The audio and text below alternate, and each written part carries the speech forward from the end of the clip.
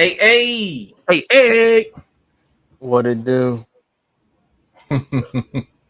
With the hand rub too? Little combo? Yeah. What it do? I ain't mad. What's going on, man? That hand rub looked like he had arthritis or something. That wasn't even. You know how Right. most people hit him with one of these. He hit the motherfucker. Nah, I had to. Yeah, shit hurting over there. Oh man. We are here, man. Live Vibez Podcast in the building, man. Let me try to get my sounds together because I do see who's the first thing smoking up in this piece. Yo, no. This the first thing smoking was weird today. Very weird. Okay, I please think explain. Lady A did some witchcraft because when I first signed on, the first thing I seen was beautiful Jess. Yeah. Then all of a sudden, Lady A, boom, came in, was at the top. It like beautiful Jess was the first thing to join with an H. I was like, okay, damn, somebody beat Lady A. Then all of a sudden, boop, she just popped up as the first one. All right, so let me. How in the fuck did that happen? Because on YouTube, she's number one. It says beautiful Jess H and then Lady H high, but on StreamYard it does says Lady A high and then beautiful Jess H. I'm lying to you now, yo. When I first came on, beautiful Jess with an H. I saw the same thing he saw.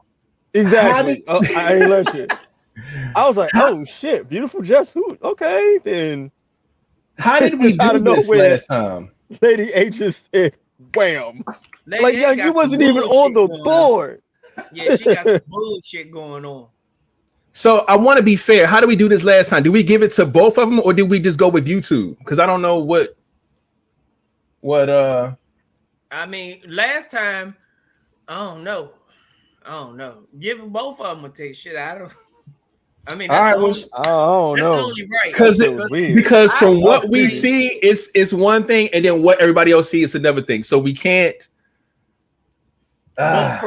From what we see, it's the same thing as what everybody else see. But for some reason, it just. But see, what I see Lady A number one on what we see. Yeah. But when I go to YouTube, I see beautiful Jess as number one. So that's what everybody else sees. Oh, so that's yeah. So like I said, but we seen her as number one too, and it just that's switched. What I'm saying. We see, I didn't see it flip. Yeah, I just see Lady A here. So that shit just said. We'll give them to both. It looked like beautiful Jess is finding her way up to the top. So god damn it, let's just get the round of applause together for both of y'all for figuring some wild shit out, witchcraft, whatnot. Not quite sure what's going on here, but we will get to the bottom of it. We'll just bless you guys with a ticket this round. Everybody on the pod, everybody in this comment saying give it to beautiful Jess. If she, because that's what they see on YouTube. So beautiful Jess is definitely getting her ticket today. Just give it to beautiful Jess because it's on YouTube. I say give it to both. I mean, Hello, Miss Vanessa Barnes in the building. On Facebook, we would love if you would come on over to YouTube and give us that good old like and subscribe and thumbs up and everything. Appreciate you watching. I'm over here trying to get this crazy hectic merch Monday together, man, because I couldn't really find anything. It's just too much going on. But as I get all the other stuff together, let's go ahead and do the rundown, man, and see who's in the building. Give out these flowers, man, and appreciate everybody that's up in here. All right, man. Well, Lady A is in the building. Hey. First thing smoking was beautiful Jess. We already know that. What's up with it? Hey. Miss Niece is in the building. Let's go. Followed up by our mama Sita. Nessa is in the building. Hey, what's up, Ness? Miss Keeper is in the building. Miss Keeper. What's up, Miss Keeper? Yeah. First guy in the building, Trillion Truly, aka CJ, is in the building. Hey, my guy. It's your girl Ty, aka the lovely dancer, is in the building. What's cracking, Ty? Rima is loved is in the building. Shout out to Rima in the building. We see you. What's up, Reem? Claudio is in the building, y'all. Holding it down for the fellas, Claudio. Yes, Lord. Tiffany Quizak is in the building. TQ. Tracy A is in the building. Tracy. Hey. What's up with it?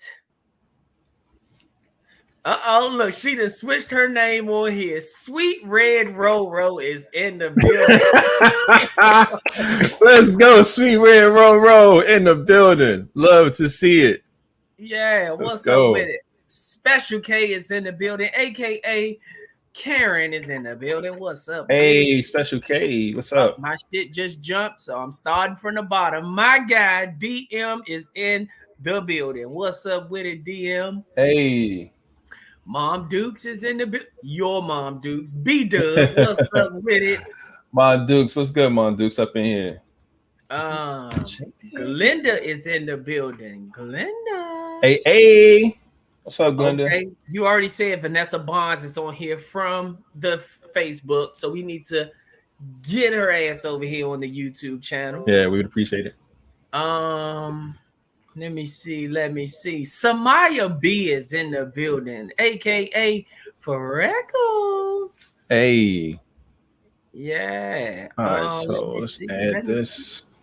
AJ the model is in the building. What's up with it? What's up, AJ? Glad to see you.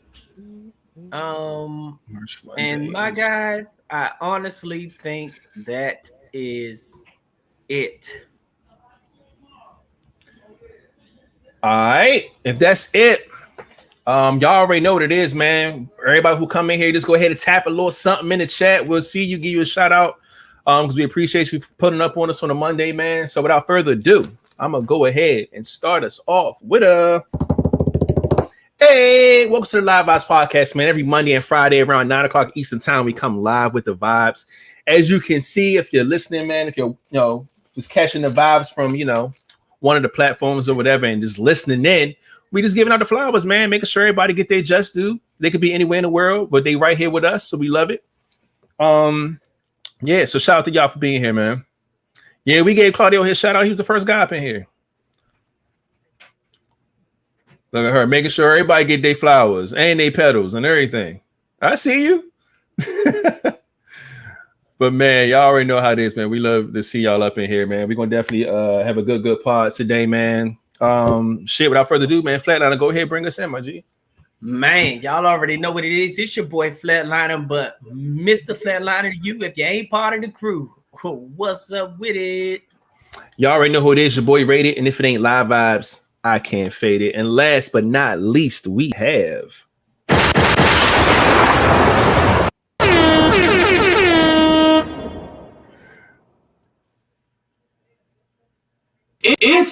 It's the king, bitch. There it is, man. The king is in the building, ladies and gentlemen.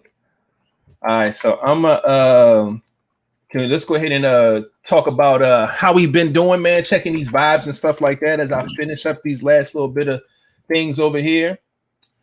Flat, what's been up, man? Man, everybody know what's up with it. I've been cooling.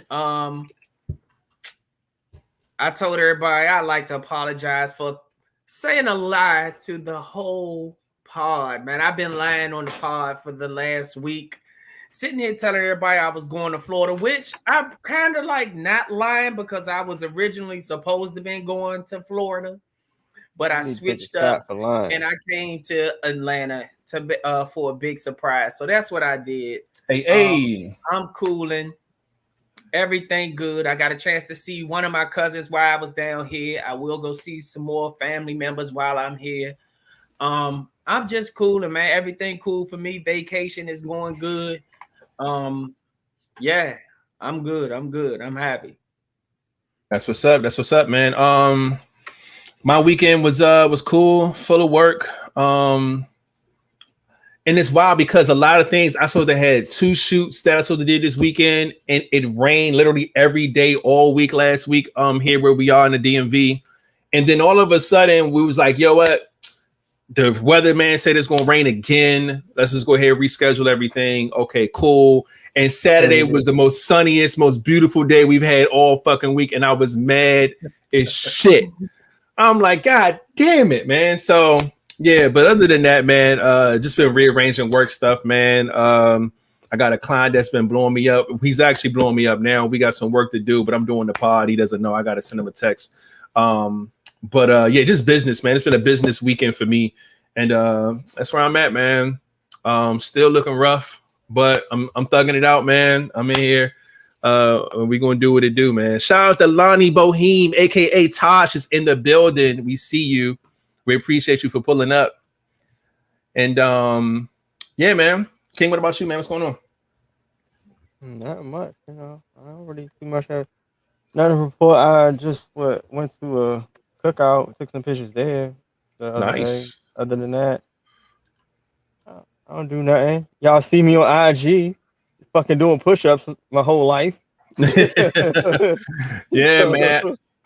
If y'all don't know, man, we try to keep the Vibez and stuff involved in certain things, man. That's how we share topics. That's how we keep the dialogue going. Sometimes we come up with ending questions and posts to talk about on the pod, different things like that. And also with the LVP challenge, King definitely promotes and pushes and send video clips and stuff in there.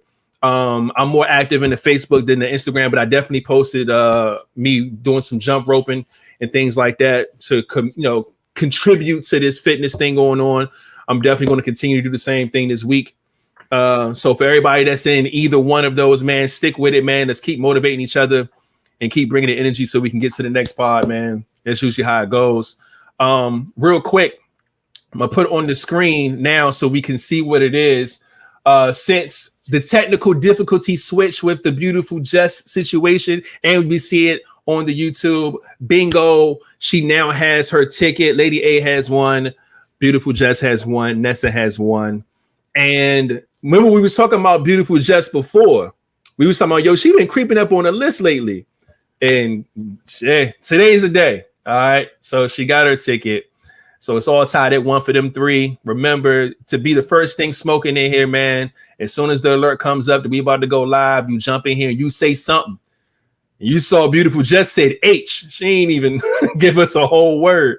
But that's how she got her ticket, man. So shout out to her for being the first thing smoking today. And yeah, I ain't even grabbed, I ain't had time to get no fucking world coach. But I've been doing too much shit, man. She said, I gotta do something. She said, get up on it, Flat. You slacking on your fitness challenge, sir. Man. Honestly, I work a lot. That's a fitness challenge right there at work. Yeah, well, man. Not your other job, but yeah, one of them you could just that's considered working out. Man, I don't know, but I'll get something, man. I might hit some push-ups or something. I got a jump rope. I got some. I'll get something together and put it in there, man. I got all right. That's what's up, man. I work too much. It's in the but who's in Georgia right now? He working out. Yeah, I bet he is working out. lifting a lot of weight. This motherfucker here. Oh man. But yeah, even if you post your steps, how many steps you took that day? It's how much is she bitch? How much are you bitching right now? What? Huh? I don't know. Something about how much she weigh, how much she bitch. Say how much you benching right now. I need to know how much you weigh. Oh man. I weigh what? 185. I say how much she weigh, so I can know how much you're benching. I don't know, man. Somewhere close to around me. Man. 2. But yeah, man. I wasn't able to I'm gonna try really quick to see if there was anything that I missed. I don't need a long list of anything to really go over. But other than this crate business, what's been going on with these crates, man? Hey, that shit is fun, neat. Man, some of them people are cheating. Some of them people are really cheating. Some of those crates are not milk crates. Those are like bigger. I seen that. Somebody got the long joints. They stacking them, but as soon as somebody get that side joint, you see it's the fucking long crates. Yeah, like the shit I got in my car. Yeah, some motherfuckers are cheating. Yeah, that's it. The goat is the guy that was rolling up a J on there. Hey. He was the first person to do it, and he was the smoothest person to do it. I think I saw a girl do it first. She not the one that fell. Nah, she ain't fall. She stayed on her feet. She ended up running down, but she stayed on her feet though. Yeah. Oh, I thought you was talking about she kind of like she was kind of a thick chick. She made it to the top. She started coming down, and like from around the third step, she kind of like fell off to the side, but she made it. Oh no. Kind of made it. No, this one I seen one like the one she ran all the way down, but when she landed, like she slipped a little bit, but that's one because of the grass. It wasn't because of no crate. But then she ended up getting a whole rack of money for that shit too. Oh yeah, the whole hood put money on that shit because everybody felt that motherfucker. She got a lot of money too. But yeah, man, that shit's been wild, man. The dude that was rolling the blunt was crazy though. My man got all the way to the top, finished up the roll. And everything came down, and they gave that man a lighter at the end. That shit was wild. Then he was practicing that shit at home. Oh, he used to build a Greek forts. Oh yeah, now it was shit on here that I definitely wanted to talk about. I'm glad I ran back through here and seen some things. All right, so I'm gonna try to make this as quick as possible. The crate game crazy. Might have seen a lot of injuries and shit. I seen dude with a big ass, his back was red and like cut open. That shit look wild. He got fucked up on one of them goddamn crates. It was wild. But let me go through this. Try that shit. I don't know why. I want to try the crate. Yo, if I was in better shape, you know what I'm saying? Holla at me in like October, nigga, then maybe. But right now, hell no, my big ass fall on a crate, nigga. Y'all won't see me for 2 episodes. Fuck that. Shout out to my cut up buddy in the building. Hey, is in the building. Mr. Damn himself, Jaden is in the building as well. What's up with it, Jaden? Damn, let's go, man. Shout out to y'all for being in the building, man. All right, so a few things that I got here, man. Lil Nas X is named the Chief Impact Officer at Taco Bell. Okay, so I need to stop eating tacos. Don't do that, but whatever. It's a black man making moves. What the fuck? What is the Chief Impact Officer do? Dude, like what is he doing? Well, I think before the industry, he used to work at Taco Bell, number one. That's where the part of the correlation comes from. But other than that, I'm pretty sure this may have something to do with like I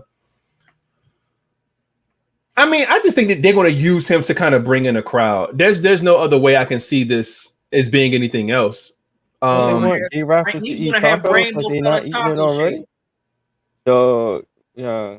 So they said that they have rainbow cut taco shell. I'm not eating Taco Bell ever again. And I like tacos.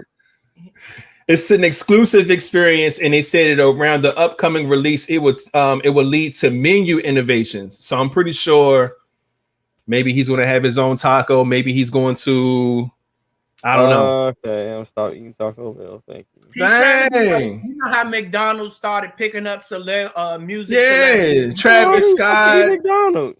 So Weedy got her shit going right now. Dumb.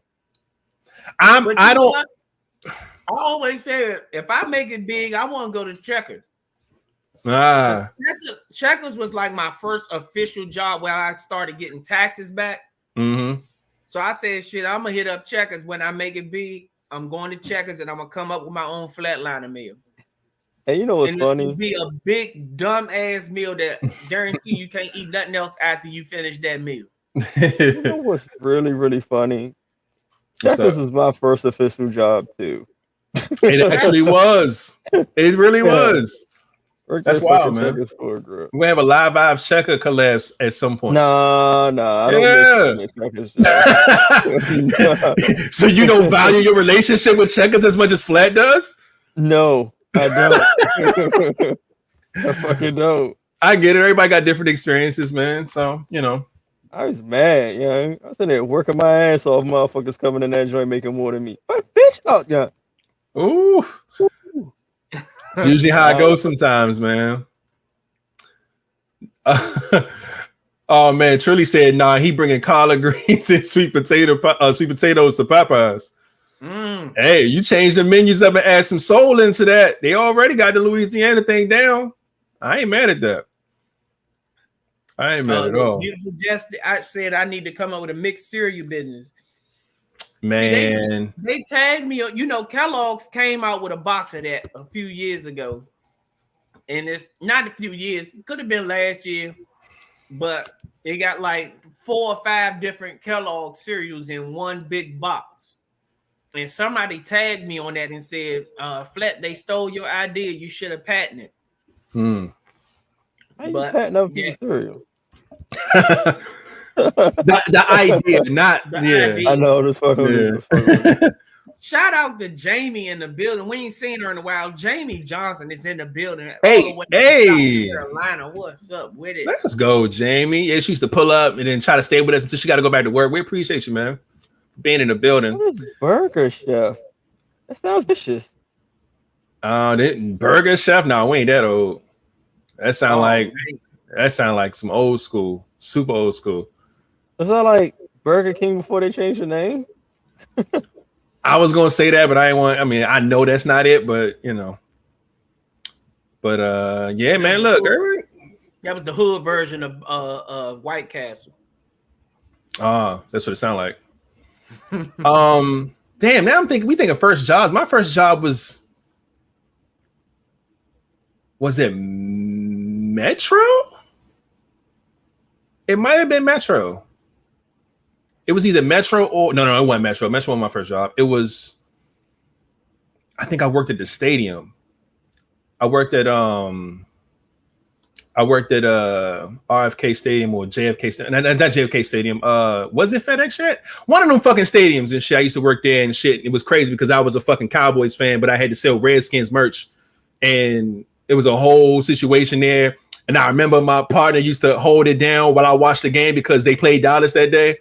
So I was super psyched. Used to get the food for discount, man. Used to eat my little chicken fingers and watch the game. That shit was dope. But bad experience at the end of the night when we doing fucking inventory, counting up the money, making sure all the items is accounted for and everything. The security guards profiled the shit out of us. Got held up, gunpoint. And so we stealing jerseys and stealing merch. We like, no, nigga, we work here.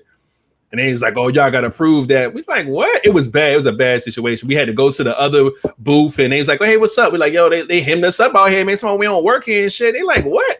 It was a wild situation. So that's why I don't work there no more. But I think that was my first job, man.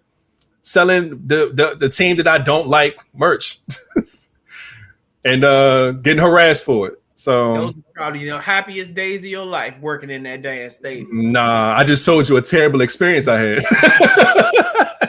But no, the job itself was cool though. It wasn't mad at all. It was cool. It was a cool little gig. I said free games and the food was cool and it was nice. AJ sound like me. She said she sold newspaper. Does that count? Hell yeah, that count. My first job was a paper boy. But that's why I said my first job where I actually started getting taxes. Yeah. Checkers. But yeah, I was a paper boy. All right. First job is below. I was a crash register. Okay. First job working for the county. My first job was Eckerd Drug. Okay. I see it, man. Everybody out here getting that money. We're trying to at least. My first job was at Safeway. What else we got? Starbucks. Dance at summer camp. Okay. First job was at a law firm. First job was a filing clerk, customer service rep, insurance company. All right. That's what's up, man. Oh, you worked there too, TQ? Yeah, man. I bet they ain't point a gun in your face and say you was stealing. Little bastards. Kids Foot Locker for Sweet Red Roro. But really? Target at PG Mall when it first opened out there. Man, that's wild, man. Everybody has some good first jobs, man. All right, let's keep it moving. Pfizer COVID-19 vaccine becomes the first to be fully approved by FDA, which that should have been the case to begin with. No one should be able to stick someone with anything if it wasn't fully approved. But whatever. And now they're trying to get the babies vaccinated now. They're trying to get it to where it passes for the ages of 5 to 11. They can start getting vaccines now. And I had a long conversation about this earlier as well. Just being a parent, like it's tough, man, for somebody who's not feeling none of this shit at all. You know what I'm saying? I'm not feeling it. Versus having a daughter who has asthma to where you're worried if she does get sick, will her body be able to fight it off? Like, it's a lot, man. So you got to really make decisions with this shit. And it shouldn't even get to this point. But we'll see, man. So Pfizer is the first one to become fully approved by the FDA, just so y'all know that. And what else it says? Preventative disease in individuals 16 years of age of older. So 16 and up and older right now is clear. Like I said, right now they're fighting for ages 5 through 11. A California high school teacher claims that Generation Z, which is the kids that are in school and stuff right now, is less educated and more depressed and without values compared to other generations. And God damn it, she is absolutely right. Absolutely right. And it's terrible. It's a hard thing to go through, especially as a parent, because you know that the way the world and the society is right now, man, everything is kind of given to them in a way to where they don't have to really learn because they have access to the shit where all the answers are. We had to do fucking research. We had to go to libraries. We had to even type up shit on a typewriter. Like, we had to work coming up, you know what I'm saying? Versus kids nowadays, man, like, y'all got fucking calculators in your phone. You got Google in your phone. Like, you got everything at a hand's reach to get any answer you want and not really learn anything. And then the whole more depressed thing, I think the depression thing, again, not to be any type of insensitive to this matter, but I say, man, it is like, it's almost like a, what's the word I'm looking for? It's almost like a fad, especially for kids. I've seen a lot of them claim depression a lot. And not to say they aren't depressed, but these children, bro, the stuff that they complain about shows me that they're not depressed. You see what I'm saying? Like, I know what a depressed person goes through. You're not going to tell me because your girlfriend or your boyfriend is friends with somebody you don't like and homework is hard. And like, it's just, it's like, what? It's wild. But yes, they all really cling to that. And the values are definitely different. The values of relationships, the values of marriage, the values of having children, the values of a lot of different things aren't there in these kids, man. And society is just different. Because you know why the doctors are so quick to push. Oh yeah, you are depressed. Doctors get paid off pushing pills. Yep. You're depressed. Yes. Any little thing you're. I'm gonna subscribe you this. I'm gonna subscribe you that. This and go. Yeah. That's their way. That's why these doctors still kicking it. That's a fact, because the more meds they push out to y'all, the more they get paid. So, you know, that's a terrible thing to go through, man. And but I indeed agree with this teacher, man. But yeah, just want to put that out there. Wild random divorce, man. Steph Curry, man, and Seth Curry and all of the Currys. Their mother, Sonia Curry, files for divorce from Dale Curry. That is heartbreaking. I don't know why. They're like the perfect family, the perfect, like, man, can't do no wrong. They're in that realm. And to see that, man, that's hard, man. They said this filing was back in June. But it's official, man. They were married for 33 years. That's a long fucking time, my G. To just say it's over, man. But especially having 2 kids successfully grown up and make it to the NBA and be successful, and you know, this is wild, man. But that's how love is, man. But I hope everything works out well for them and their family and stuff, because that's a lot, man. Especially when we were just talking about values. Like, they held a standard for family values, and to see this come to an end sucks, man. The final season of Insecure is set to premiere in October. I know all the ladies is ready for that, huh? Yeah. Just for y'all, man. I know y'all really into the show. The show was a really, really good show. Season 5 is the final season, and it starts in October. So get ready for that. I think I got 2 more things here. Shout out to Hot 97's annual Summer Jam concert, man. They said it was crazy. Bobby Shmurda was there. The Lox and Lil Kim was there. Saweetie was there doing her thing. Fabio Foreign was there. Moneybag Yo. Fat Joe, Remy Ma pulled up. Sweets Beats came with the Isley Brothers, man. There's just a lot going on. Dream Doll was there. It was a lot. But the biggest moment of the fucking Hot 97 Summer Jam is that the motherfucking baby was there. The baby was there after being canceled and canceled and canceled and canceled and canceled and canceled. All of his fucking summer tours, all of his fall tours, like they everybody washing hands with him, but Summer Jam said, nah, we still fuck with the baby, man.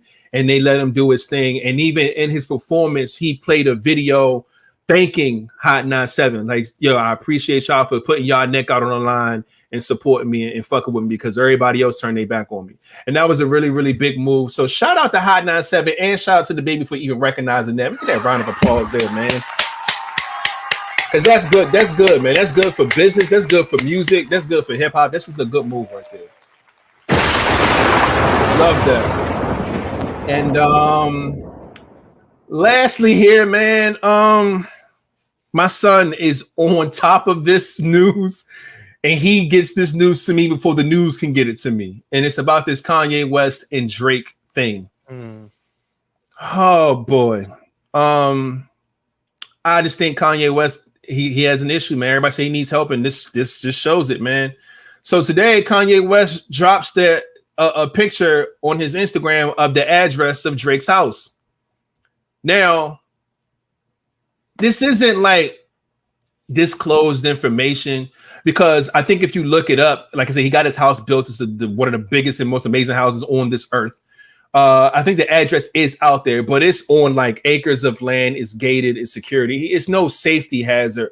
But like, why the fuck would Kanye West even put that out there?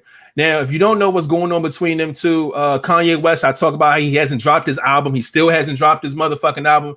It's because he wants Drake's release date so he could drop the same date as Drake. And Drake's not having that shit. Drake never gave anybody a release date. He's going to continue. He finalized the album. He's waiting for a good release, a good push. But Kanye's bugging the fuck out. And I don't know why he's making it such a big deal to try to drop on the same date as Drake. Drake, like, yo, like, and he just, there was a song that came out by Trippie Redd called Betrayal, and Drake is a feature on there, and he mentioned it in the verse. And he's basically saying, like, yo, these niggas is old. Like, y'all got to get over this shit. Y'all niggas, what, 45, 44? And they 10 years older than Drake. But him and Pusha T, like, y'all still chasing me around for this type of beef. That they're like, for what? Get over it. And he's like, what Kanye West do basically don't move shit over here. My shit's set in stone. So I ain't got to worry about shit. So Kanye West heard that and lost his fucking mind. Now he's texting him all types of crazy ass messages. Now he posted this nigga's address on social media. Like, he bugging the fuck out. And as much as I love Kanye West, not a big Yeezy fan, but I love Kanye West. He gotta chill, bro. He gotta chill. He said that Drake would never recover from this if this becomes another beef or some shit. And Drake posted a video, just him laughing in a drop top fucking Rolls Royce, just living his life. But yeah, man, shit is nasty. I need Kanye to get it together, man. If they dropped on the same day, who you think gonna sell the most?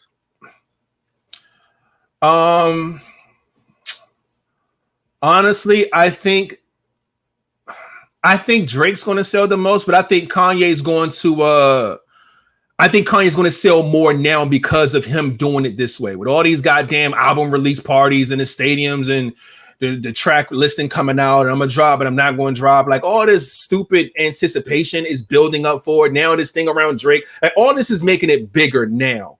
I don't think whatever he sells, I don't think he would have sold that much if he didn't do all these fucking antics. But Drake's going to sell through the roof regardless, bro. So yeah, Drake won't outsell him, but I think it's going to be close, but it's only because he's attaching himself to Drake right now, along with these stupid ass fucking stadium release parties. And I honestly think with all of these, I'm dropping it and then I'm not dropping this shit, I honestly think he's losing fans because of that shit, to be honest.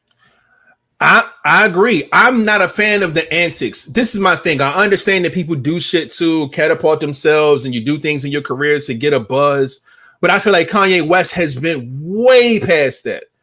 Kanye West is on another planet, bro. We've been knew that. So all the fucking antics and the bullshit, we don't need all that. Kanye could have dropped this album with no fucking promo, no nothing. Just put that shit out, nigga. The world is gonna bump that shit, bro. Like, that's where Kanye West is. So to see him still play these games at 44, 45 years old, it's like, come on, bro, stop. Just put the music out. We want to hear the music. We don't care about all this goofy shit. You wearing red bubble coats in the summertime, floating up to heaven. Like, chill the fuck out and drop the music. We don't care about none of that shit. At least I don't. These kids probably eating this shit up. Oh my God, he's Jesus. Get the fuck out of here, man. Like, that shit corny to me. But anyway, that was the last thing I had. Yeah, I ain't even write down no fucking notes, but I do know what I want to say. We already addressed the first thing Smokin situation. Shout out to Brenda in the building. See you with the pull up. Hey. Shout out my guy Alan in the building. I see you as well. What else? I don't think anybody else is new. If it is, I'm sorry. Just type something and we'll get you out of the way. Steph No Stylist. Let's go. Shout out to Steph No Stylist in the building. We appreciate you pulling up. But yeah, man. Now I always do first thing Smokin. Always do. Let me get the national days out the way. Can I do that really quickly? Hold up. Let's see what today is working with, ladies and gentlemen. Oh shit! Today is cheap flight day. I don't know if that's a real thing. I don't know if all of the airlines decide to make today cheaper on purpose. I don't know if it correlates just because they have a day that they really do it, but today is cheap flight day. There's that. So look into it, somebody. Excuse me. Today is also Health Unit Coordinators Day. Shout out to anybody who is in the field, hospitals and things like that. Flat, you're a part of that crew. We appreciate y'all services. National Sponge Cake Day. How many of y'all like sponge cake? Y'all like sponge cake? Sponge cake don't get no rap, man. Niggas don't really talk about sponge cake a lot. Sponge cake, gotta have some kind of drizzle, or it gotta have ice cream with it.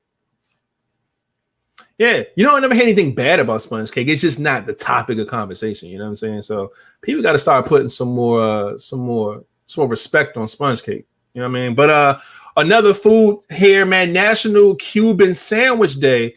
That shit look like something Flat had made. It looked like it's fucking ham, steak, and cheese. Fucking what's that? Mustard, pickle. There's a lot of shit in there.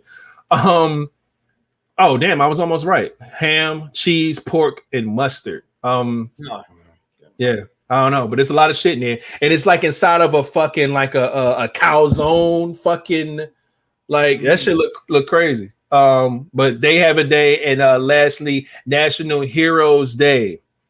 For the Filipinos celebrating and honoring the unknown heroes and the Philippine Revolution. So shout out to y'all and any other hero out there, man.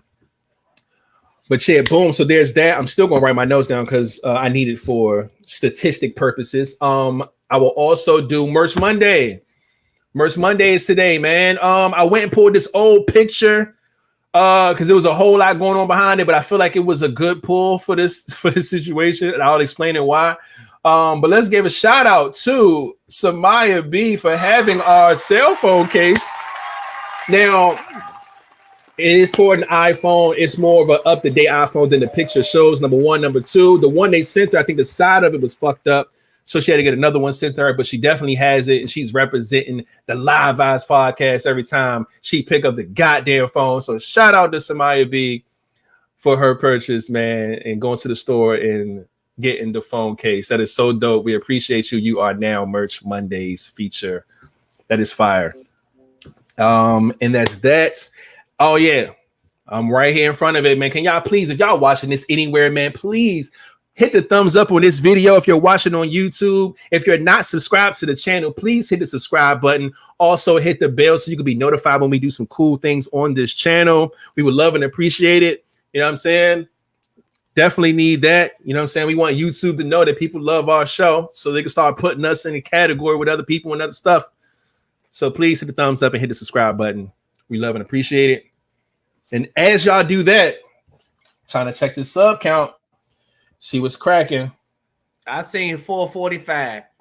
Word, I saw 444 last, and I was gonna make a Jay-Z joke, but it is 445 now. What? We got one? Okay. Comments. Can we get a confirmation?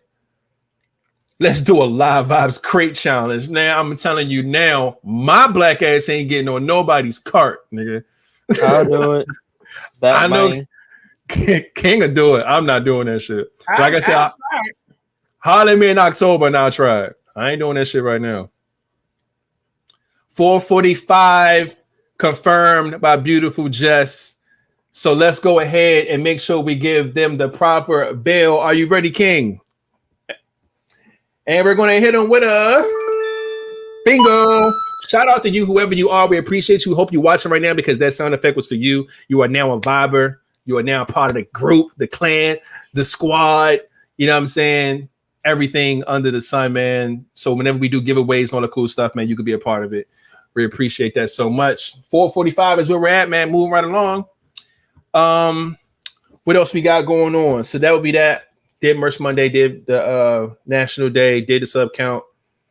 That's usually it. I don't think there's any birthdays today. So I think we good, man. We can go ahead and get into these ending questions and get this pod started as I write down the notes that I just said. All right. The first ending question was, if a woman is pregnant and she's not with the father, should she still date? No. Short answer. Yes. Sorry. King.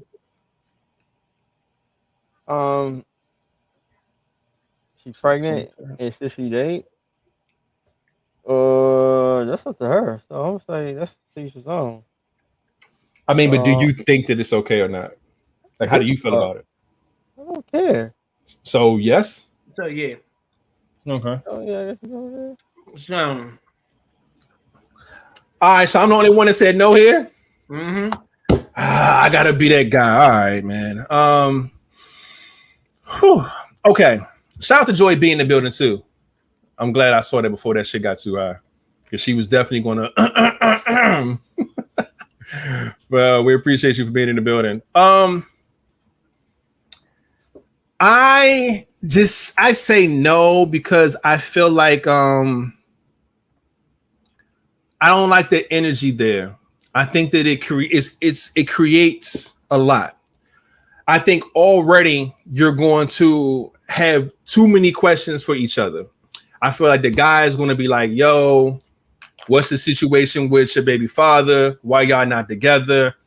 You know what I'm saying? Because if she's pregnant now, obviously they was together not too long ago.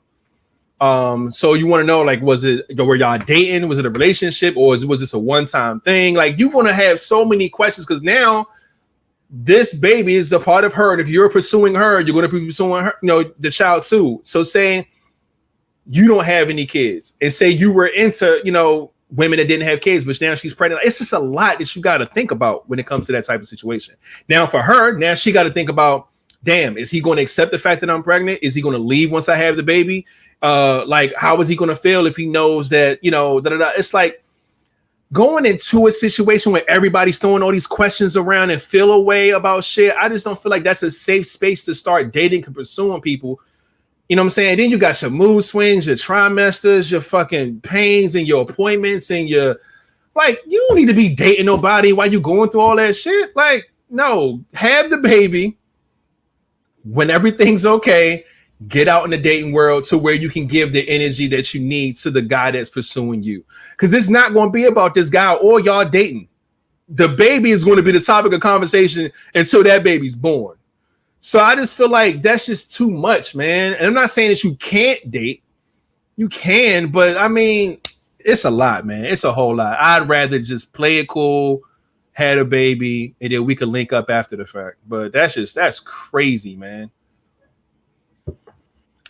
Mendez in the building. Shout out to Money Mendez. We see you in the building with the pull up. We appreciate you being here. The reason I said yes, she should still date. things don't always work out between, women and their baby fathers, but that does not mean that she does not deserve happiness. There's a lot of women that lose kids because of stressing. The guy just up and left. He found out she was pregnant. Now he's gone. They don't want to have an abortion. They want to go through this, but they don't want to go through it alone. So, if there's another man that's willing to come in and take over and say, she can tell him up front, I'm gonna just let you know I'm pregnant. The father's not there. He decided to leave when he found out I was pregnant. But I'm just letting it out there. If a guy is willing to go through that with someone, then I feel like, don't stop that. Don't stop her happiness, because that guy could make her happy. And when you stressing and all of that shit makes pregnancy it just makes it more difficult. So if somebody can come into her life and make it more exciting, make it more, happier for her, and he's willing to do that, then I don't think, it should stop her from dating. You know what I'm saying? That's just me. That's how I look at it. That's the reason I said, yeah, she should still date. I get that. I think men and women dating is already hard as is. I don't see it getting easier. You add a baby in the stomach. Like, that's just a whole nother layer of shit to me. But also I wanted to comment real quick before King go, is that I saw that Ty in the comments said that talk about pregnancy sex, how good it is. But you want to know why we know that sex with your, pregnancy sex is so great, is because we're usually having sex with the motherfucker we got pregnant. It's not that we out here fucking other niggas pregnant girl. Like, that's just wow. So like, that's another way that you gotta look at. Flat, I know you got a whole different. I ain't talking about your shit, but yeah, man, we all know that. We all know that that's a thing. But we know firsthand because we've dealt with women that we got pregnant. You know what I'm saying? Because I've never fucking somebody else's pregnant girl is nuts, bro. That's just my thought process. But I'm gonna let shout out to Art Bay, by the way. We see you in the building, Natasha Ross up here. Oh, I'm gonna let King go, because that's about to be a whole nother. To me, I agree with Flat on this. Like, she deserves to be happy, and it's a lot that comes to being pregnant.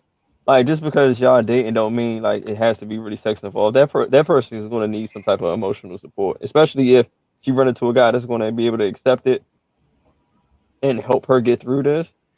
Like, dog, everybody need a little bit of help. Like, I don't know what had happened between her and the baby father, but some shit happens. People get pushed away, shit fucking happens. Nigga might have ran away or whatsoever. Who the fuck knows? But if she runs into somebody who's like, look, especially if the guy's really not there at all, I mean, what are you supposed to do? Sit there and be by yourself and lonely? Especially if you got somebody who's willing to be there with you. And postpartum depression is a motherfucker. Dog, so you saying, oh yeah, do this by yourself. No, they don't want to do it by themselves, especially with an emotion and mood thing. Especially if you got somebody who's going to help you, or to try to at least be there for you, at least a friend tip, or just date without, because there's some people out there who probably would just date or probably won't do nothing until the baby's born. Like, if you got somebody in there with any type of rules and regulations y'all have, it's better than not having anybody at all. Whatever you want to do within that, that's on y'all. But at least having that type of emotional support for them is great. Because I mean, to me, I always look at it, I am more keen on it takes a village to raise a child. So if that person is with their a friend, someone who's really has dating interest in you, someone who's willing to be there for you to help you, by all means, take that shit. Now, when you say friend, I'm cool with that. But when you say dating, you know what I'm saying? Like, I just feel like dating is a different type of commitment. And that's you. What if he make it worse? What if her mood swings is too much and he leave her ass? It makes her depression even worse. That's on her then. Does she need to know? That's something where she needs to fix. Yeah, but that's what I'm saying. I don't have her mood swings being too much. If she already see that her mood swings made one guy leave, I'm 9 times out of 10 she ain't gonna do the same shit to scare another motherfucker off, especially when another motherfucker. Some people don't learn their lessons. I would agree with Radius. Some people just don't know they learn their lessons, and they just believe this is other people and not them. Without being pregnant, but I do agree with you saying too. I agree with you saying being pregnant, knowing that she's gonna need some help, knowing she wants help, you ain't gonna fuck that up. That's like you with a job, and you always late. When you always late, and they saying, "Hey, you late again, we're gonna fire you," and you know you can't get no other job. You're not gonna fuck up that next opportunity that they get. You do it's a lot of percentage people will fuck that up. It's just some people are just fucked up. That's life, but that's if something happens like, oh fuck, I got caught in traffic or I overslept. But they're not gonna do that shit on purpose, knowing that if I'm late again, my ass is out the door. I can't help it if life happens and the shit happens.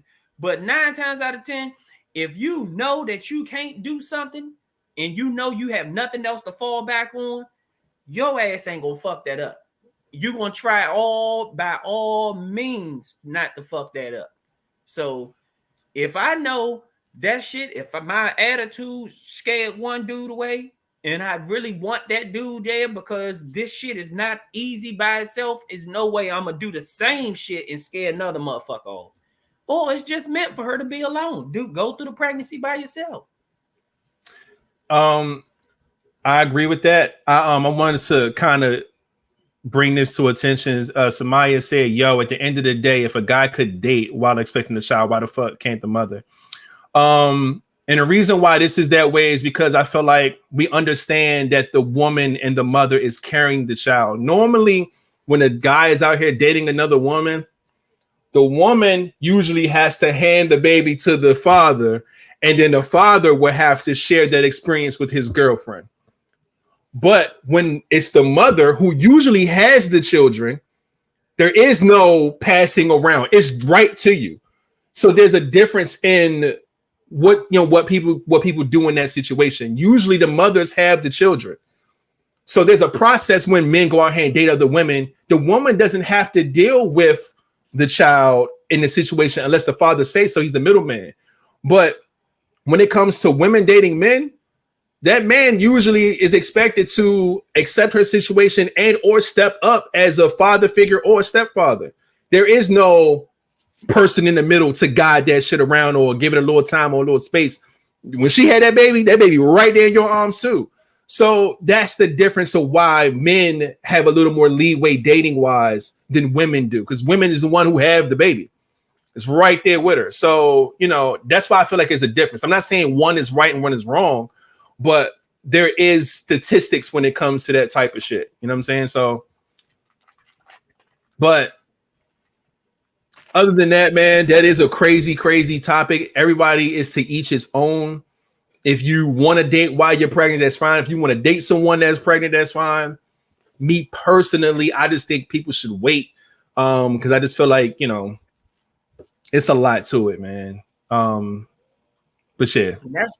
That's just the dating part. We ain't even gonna get on their hormones. Get on that shit. See, had a baby first, man.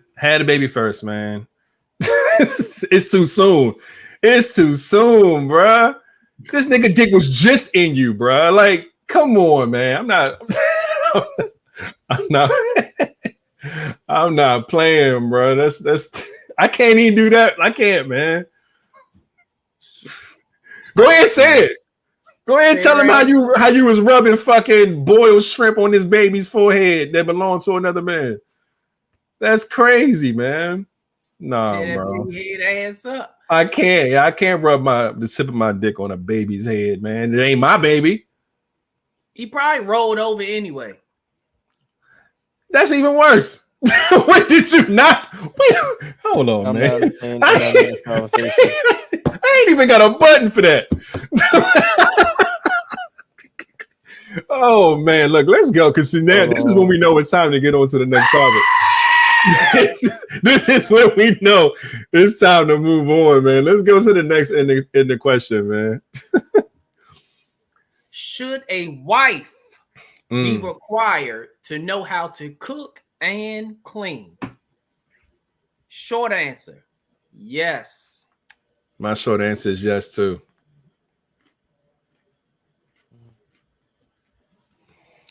Be required to know how to cook and clean?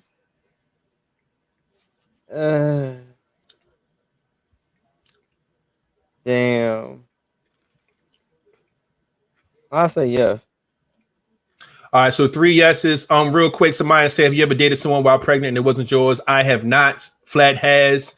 King has. Oh, y'all are wild boys. Oh man, that's why y'all answers was yes and mine was. Oh, I get it now. Okay, all right. That's crazy. That's why. Now it makes sense. Thanks, Samai, for that. All right, but y'all see the topic right now. Should a wife be required to know how to cook and clean? All 3 of us say yes. So, who do y'all want to hear from first, man? Do you want to hear from Rated? Do you want to hear from Flat? Or do you want to hear from the King? Let's get these names in the chat, man. I got Flat first. Flat, then King. Why? Why? We're trying to do some research. I feel like even if it's not mandatory that she do it every day, it's just a way that men will, a real man that supply, that provides for his family. It's a feeling that he would like to feel every once in a while. Every person would like to come home and to a clean house and food already being prepared or done. You just walk in the house, be able to just sit down, wash your hands, sit down, eat, shower, and lay the hell down. I think everybody deserves to feel that. Now, as a wife, I feel like it's mandatory that you should know how to do it. It didn't say that she had to do it every day, but it is important that she knows how to do it. Me personally, I can't date somebody that can't cook. I know I like to eat. So if you can't cook, I learned that off the beginning. No, that won't go far with me. I'm sorry. It ain't no, hey, I'm trying and I'm learning, because at this age that I am, and I'm pretty sure you somewhere around the same age. You mean to tell me you this old and still don't know how to cook? No, I can't do it. So it's mandatory. It's mandatory. It's required for me to know that she got to be able to do both. Because hell, shit, she gonna want to make sure I'm able to do some shit around the house. Or she want to make sure I know how to cut the grass. She want to make sure I know how to put this damn entertainment center together. All of that type of shit is required for a woman. When hang these pictures, when you get in a new house and they buy all these pictures, hang it. I want it here. I want this here. I want that type of shit is required for us. So it is required for them to know how to cook and clean. All right, King. I kind of almost agree with Flat on that. Like, I really almost think that any husband or wife, y'all both should know how to fucking cook and clean. Point blank, period. I don't think this is just one sided. I think y'all both should know how to cook and clean. To me, I look at it, who want to be with somebody who don't know how to do basic shit? If you don't know how to cook, I would say if you don't know how to clean, if you're a man or a woman, something is fucking wrong with you. Your parents failed you somewhere. I don't go fuck what you say. Oh yeah, I don't believe a female should be the only one cleaning. My nigga, like, if you have your own spot, your own place, you should know how to fucking clean. You should know how to fucking cook. And I believe that for a female, you should know how to clean and cook. Know how to make something. Like Flash saying, it's not gonna. I think you should know how to do it, but I'm not gonna require you to do it all the time. No, at least know how to clean up after yourself. Like if I'm sick or I'm hurt, who gonna keep this place clean and who gonna cook? And now it's vice versa. If she's sick or out of commission. I should be able to, make sure everything's clean and make sure I'll be able to cook something, at least for me and the kids or her. If not, I order the fuck out of it. Dog, we're gonna eat. So like I think yeah, there should be like a basic requirement. Not saying that she had to do it all the time. I'm not gonna be like, oh yeah, I should come home to a hot meal. I mean, if you off and you want to cook, by all means. But we're gonna find out what we're gonna eat anyway, even if I gotta bring food home. Oh, but whatsoever. But nah, it's you gotta know how. That's like basic shit. I'm gonna triple down and say the same thing y'all been saying, but my approach on this was the same approach that Trilly and Truly had in the comments, man. Like, that is some survival shit. That's just basic shit that you should know how to do as an adult. If you don't know how to clean, you don't know how to be in a relationship. That's how I see that. There's just no way you don't have the basic necessities in your repertoire to clean something. You've been cleaning your room since you was a kid. You've been cleaning your body every time you get in the shower. How do you not know how to clean as an adult? Makes no sense to me. That's number one. Number two, cooking. I understand cooking ain't for everybody, but again, it's a survival tactic. How the fuck are you going to live? You have to eat. You can eat. You can order out every day, but unless your ass making fucking the figures to make that make sense, nobody wants to do that. It ain't even healthy. So yes, as a wife, it is required that you know how, like Flat said, and not demanded, not, you know what I'm saying, you have to do it every night. No, but know how to cook and clean. Yes, I feel like, and the same thing that my guys was just saying, this goes to men as well. Know how to cook something. Even if you ain't no fucking top chef, nigga, know how to cook 2 or 3 of your favorite dishes to survive. You know what I'm saying? At least, you know what I'm saying? And then fucking everybody should know how to clean. There's no excuse for that. I don't give a fuck what it is. Man, you'd be surprised how many adults don't know how to fucking clean. So now, see, that shit is tripping.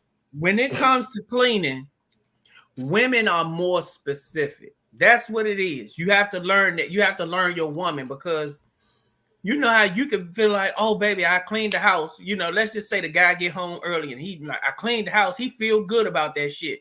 And she come in and start looking, talking about some, you think you cleaned this? Oh, I gotta come behind you. Now, see, you might not clean. Women, you know what? That's funny. Because I'm the opposite way. It's always the bathroom that they I've known plenty of women that say you can clean anything in this house, but leave the bathroom to me. I've heard that before. And they do that because I guess they gotta sit down every time they use the bathroom.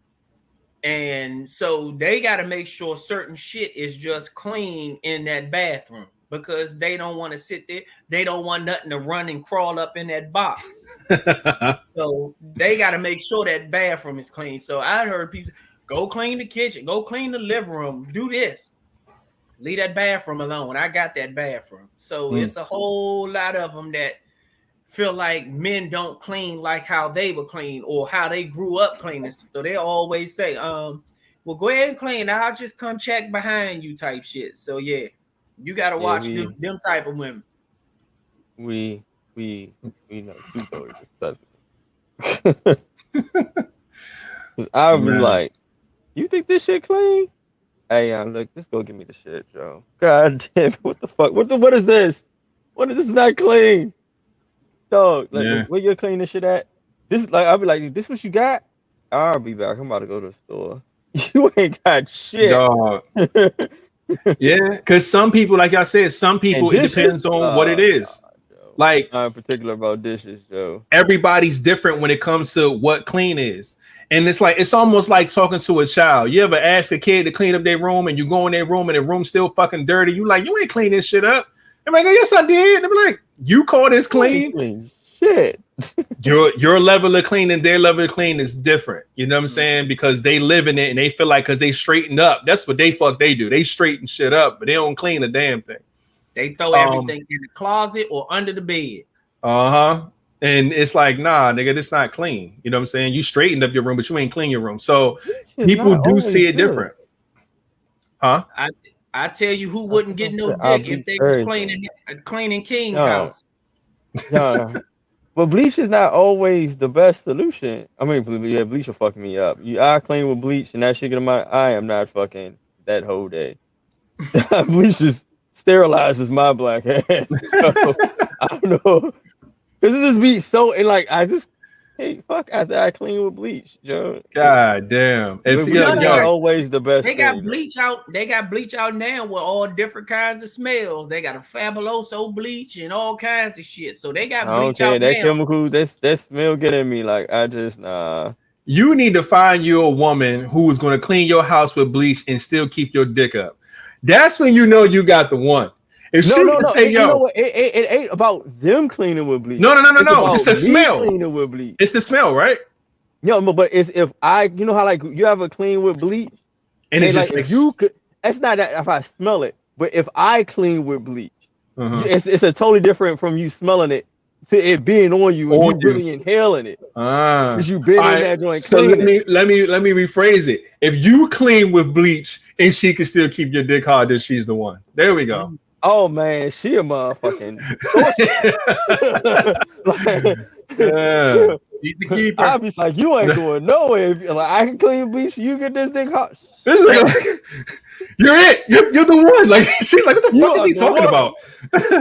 I am so happy to be here. Yes. Oh man, that's some funny shit, man. But Rockside is good too. Yeah.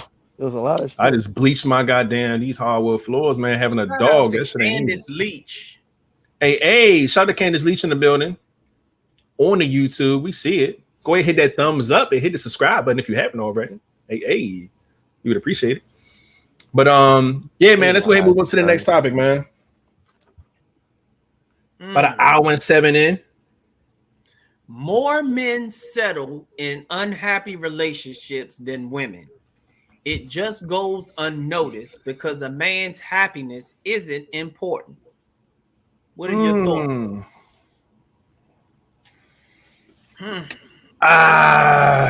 We gotta rally up, fellas. We gotta get on this ledge together. I kind of agree with this shit. And we have to stay planted. We cannot back out of this. All right. We have so many beautiful women in these comments, man, that may feel differently. We gotta stay strong throughout this topic. All right. Because I definitely agree with this topic. I'll let King either break the ice or let us stand out there alone flat. We're gonna see. I see y'all both agree. Yeah.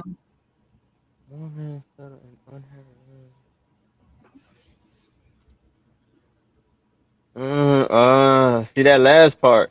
See, I don't really agree with the first part, but that last part I agree with.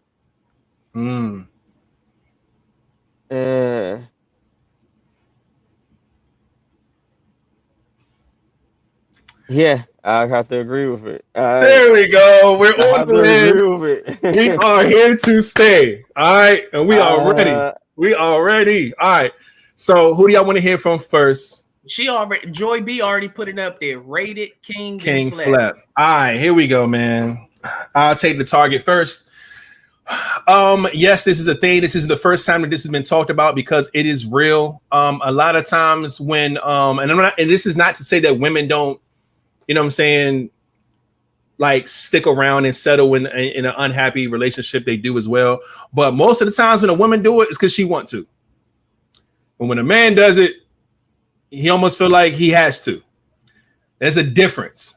Now, like they say, the saying goes, the relationship is only in shambles when the woman is unhappy.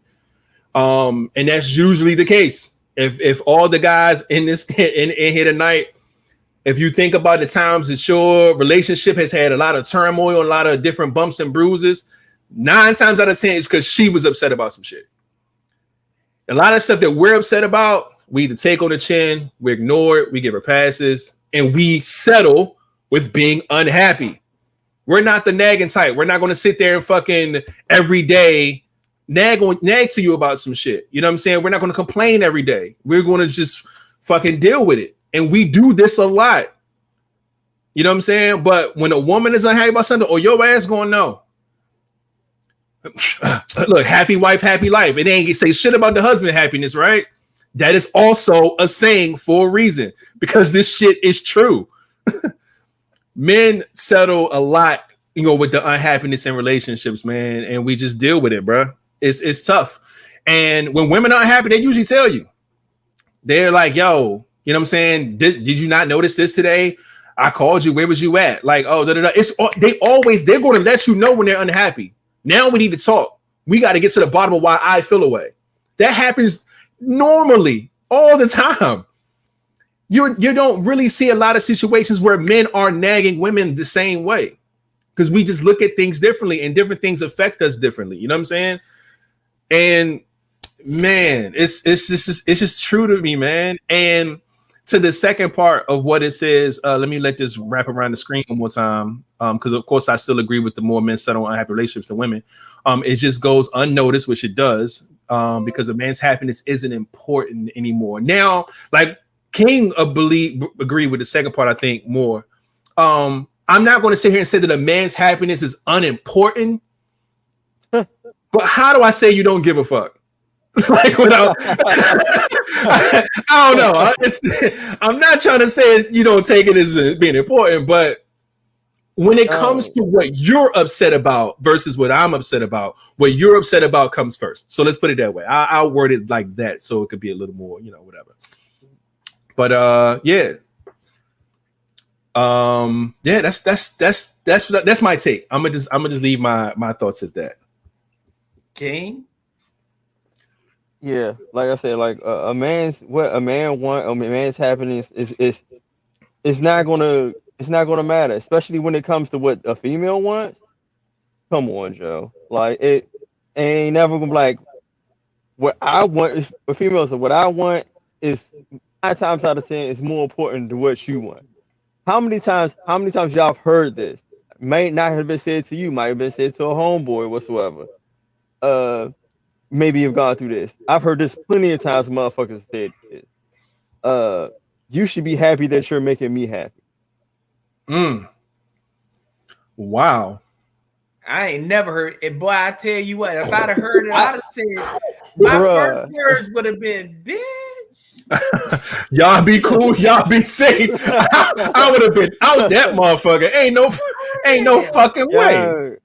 I've never heard a person. I've heard females say that to other men. I've heard friends in relationships get that said to them. They're like, "Oh, really? Hell nah, bro. So who's supposed to make you happy? Like, where's your happiness lies? Like, dog. Like, and even with personal experience, I never heard it being said, but I've noticed that, like, females are more emotional. They speak with their emotions. Like I said, somebody said emotions over logic is crazy. So basically, it's like whatever they want, however they're feeling, is top notch, and they're gonna make sure that shit kind of happens. Versus logic, versus what you want, whatever compromise is gonna happen is gonna be more so of how they feel and what they want. And most is gonna be like, all right, man, whatever, just fuck. Come on, all right, let's just do it. So half the time, yeah, a man's happiness don't mean shit. I mean, you might got some dudes who want to just voice their opinion or bitch about it, but other men is gonna be like, look, just to make this relationship work, I'm just gonna just like say fuck it and just deal with it. Or shit, if they just know that they not gonna be happy in that situation or you supposed to figure this shit out in dating. But if they see that they can't be happy with you on a natural level, don't even get a relationship with you.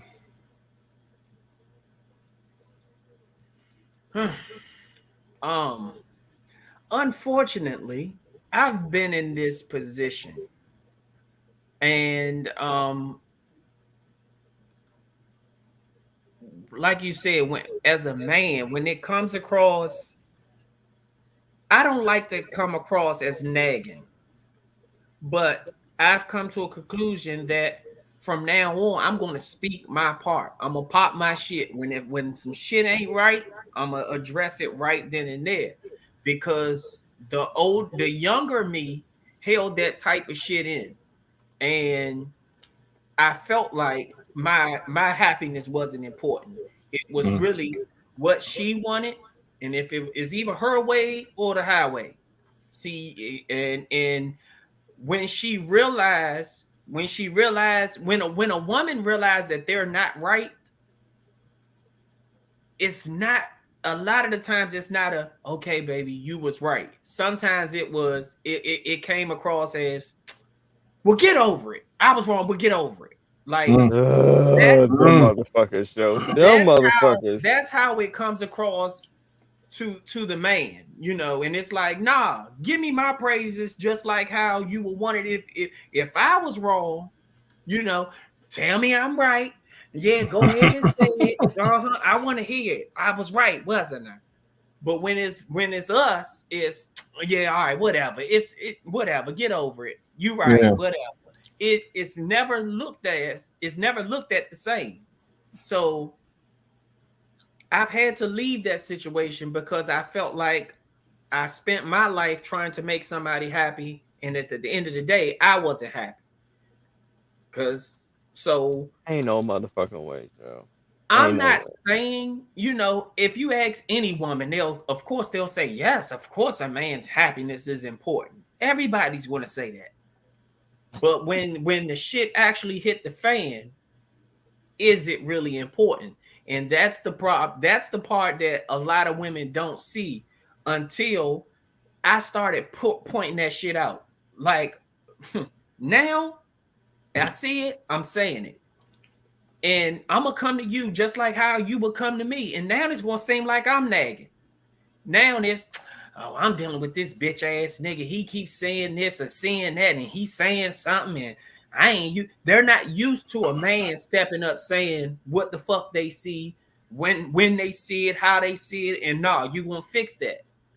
So it comes across as us, we're bitch ass niggas, we're feminine, we're this, we're that. So no, I'm gonna give it to you just like how you give it to me. Now, if it comes across as nagging, what you gonna do about it? Leave? I don't give a fuck at that point, because now I'm trying to worry about my own sanity. I want to be happy.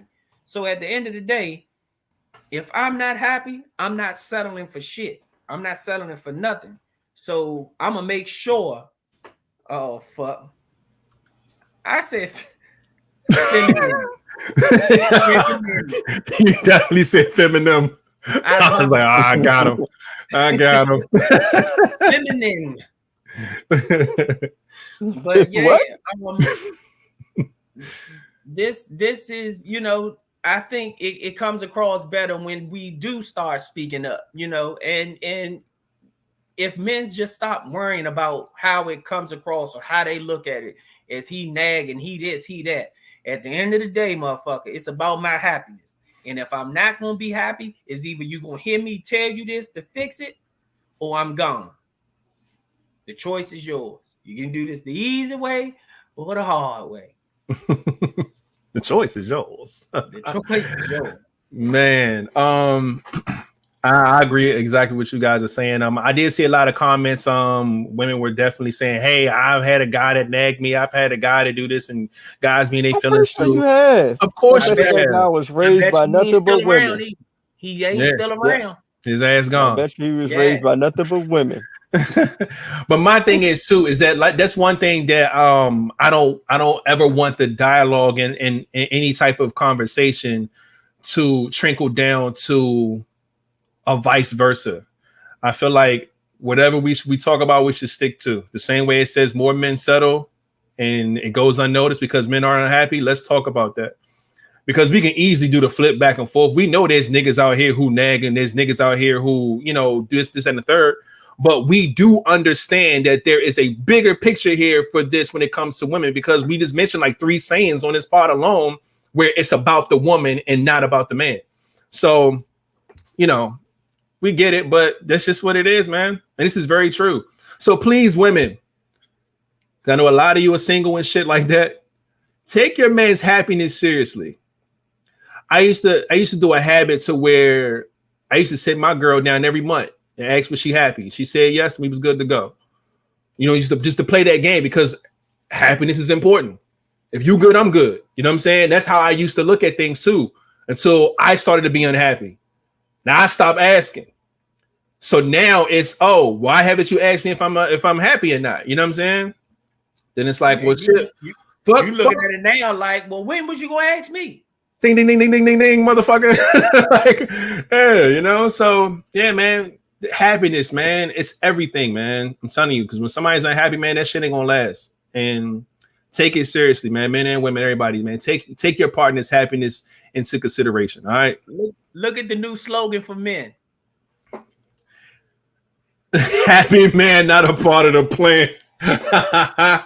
Look, man, that's what it is, man. Sometimes you got to X yourself out of that agenda, man. Create your own happiness out here, man. I ain't mad. But shit, man, let's go ahead and get into the next topic. I think it's another ending question we got. So many more. I think I can't even remember my list that. It's two more. Is needing reassurance from your partner normal or a sign of insecurity? My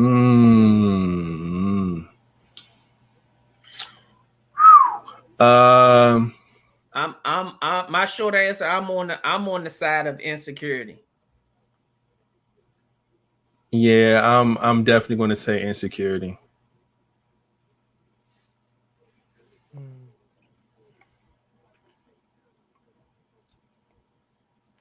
I don't know. I think it's normal. I just think it's normal because I just always hear people needing reassurance. So it's just like it's normal to me. Well, please dive into that since you're by yourself on that ledge, Mr. Normal Man. Right. Most people need. All right. I think a lot of people need it. It can be insecurities,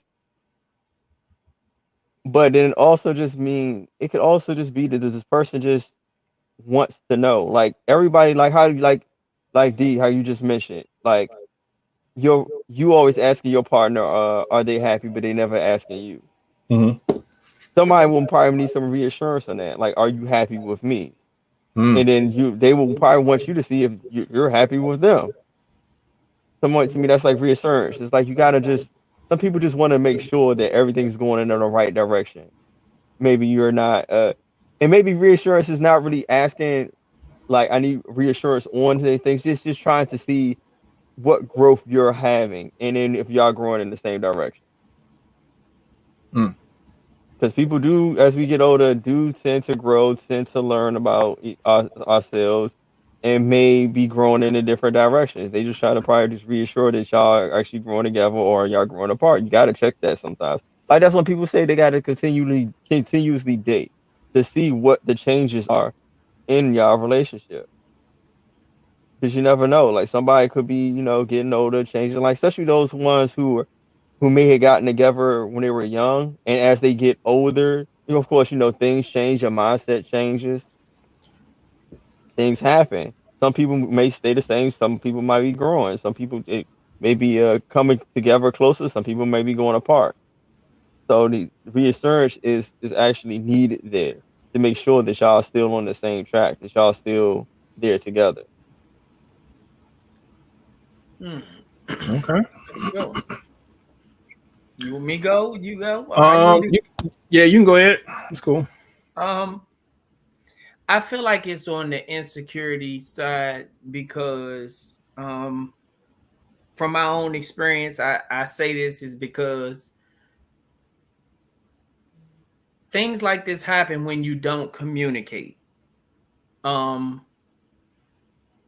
If you communicate, certain things won't need to be reassured because you should be able to either see it or hear it. If you're very in tune with the person that you're dealing with, the vibe changes. And a lot of the times you don't even need to ask that. You feel it. You know it. Something ain't right. It's a feeling. It's the intuition that most people feel. And that's where things come from. The thing is, as a man, we don't think that deep into it. But as a woman, the moment they feel something is off, now they want to start digging. They start thinking about things, trying to figure out, okay, what could have happened? And then a lot of the times the insecurities kick in when they realize in their own mind that I ain't do nothing different. So why do I feel this way? Something ain't right. It's, now the insecurities kick in and they trying to figure out, okay, well, what is it? Tell me something. Why do I feel this way? Why isn't this the same? And so you have to communicate these type of things, because sometimes, us men, we don't even think that deep into a lot of stuff. So, we literally have to just see this type of shit in order for us to be like, hold on, this ain't that. We don't trip off a lot of the things that women trip off of. So we don't just sit there and see things and be like, oh no, I need to know why. It's not about that. The insecurity part is, I need you to say something. Or a lot of the times it's insecurity because if you don't communicate, or if you're not in tune with your partner, you'll feel it. It's something that you feel, because we all know when our woman ain't happy with us, or when we could just be sitting there and we know when something ain't right. She acts different. She might not speak. She don't stick to what she normally do. And then they pissed when we don't acknowledge it. Yeah, we know. I noticed you came in and didn't do what you normally do. I know when you normally come in, you give me a kiss. Hey, baby, sit down and try to talk to me. I noticed that you came in the room, sat all the way over there, didn't say a word, didn't even greet me. But guess what? I'm not even going to acknowledge that shit. So that burns them up even more. So then you're not even in tune. You didn't even notice yesterday I came in and didn't sit next to you. And I noticed it. Sure did. But be a woman and communicate with me and tell me what the fuck is up, instead of giving up and throwing off these signs and wanting me, oh, baby, what's wrong? You didn't do what you normally do. You didn't come in. We ain't doing that. It's insecurities. Speak on that shit so that we can get to the bottom of it. And that way the communication can be in tune. Our vibe can be in tune. Our feelings can be in tune, and we can get right over this shit. Facts, man. I agree with that. I do also agree with what King's approach as far as knowing where your relationship is and the growth and things like that. Because there are ways to reassure that, which is fine. But I look at this as insecurity as well. Because at the end of the day, man, you wouldn't have to reassure anything if you wasn't insecure about it. That's how I feel. It's if you feel as though that you have to check up on something, that means that you had a doubt about that thing. That's like saying, oh shit, did I leave the something on? Did I leave the stove on? Did I leave the lights on? There's an insecurity there where like, damn, did I forget to do something? Is something not on track or on key with whatever, and you go back and check it. But when you are secure in your relationship, the communication is right, the energy is good, and everything is working out, you don't have those same insecurities. You don't have to find out, do you still love me? Do you love me now that I gained a little bit of weight? Like that comes from insecurity. You trying to reassure that somebody still feels the same way about you when you notice some things changing. And some things can change without it being an insecurity. You know what I'm saying? You may have that insecurity within yourself. You know what I'm saying? And women do that a lot. If they feel like they not, at their best or how they used to be or in their prime or whatever the case may be, they'll start feeling insecure about themselves, and then they'll start being insecure about their relationship. So especially, like I said, and I use the weight thing as an example, especially if a woman gain a little bit of weight, she's going to feel herself like, yo, like, does he still find me attractive? So now she's going to put it on you. How do you view me? How do you view our relationship? And you don't care about that. Like, I love you regardless. Like, we're fine. But the insecurity starts within yourself. So now you got to go back and check to see if things are in place. And that's just how I see it, man. I can't see that as being normal.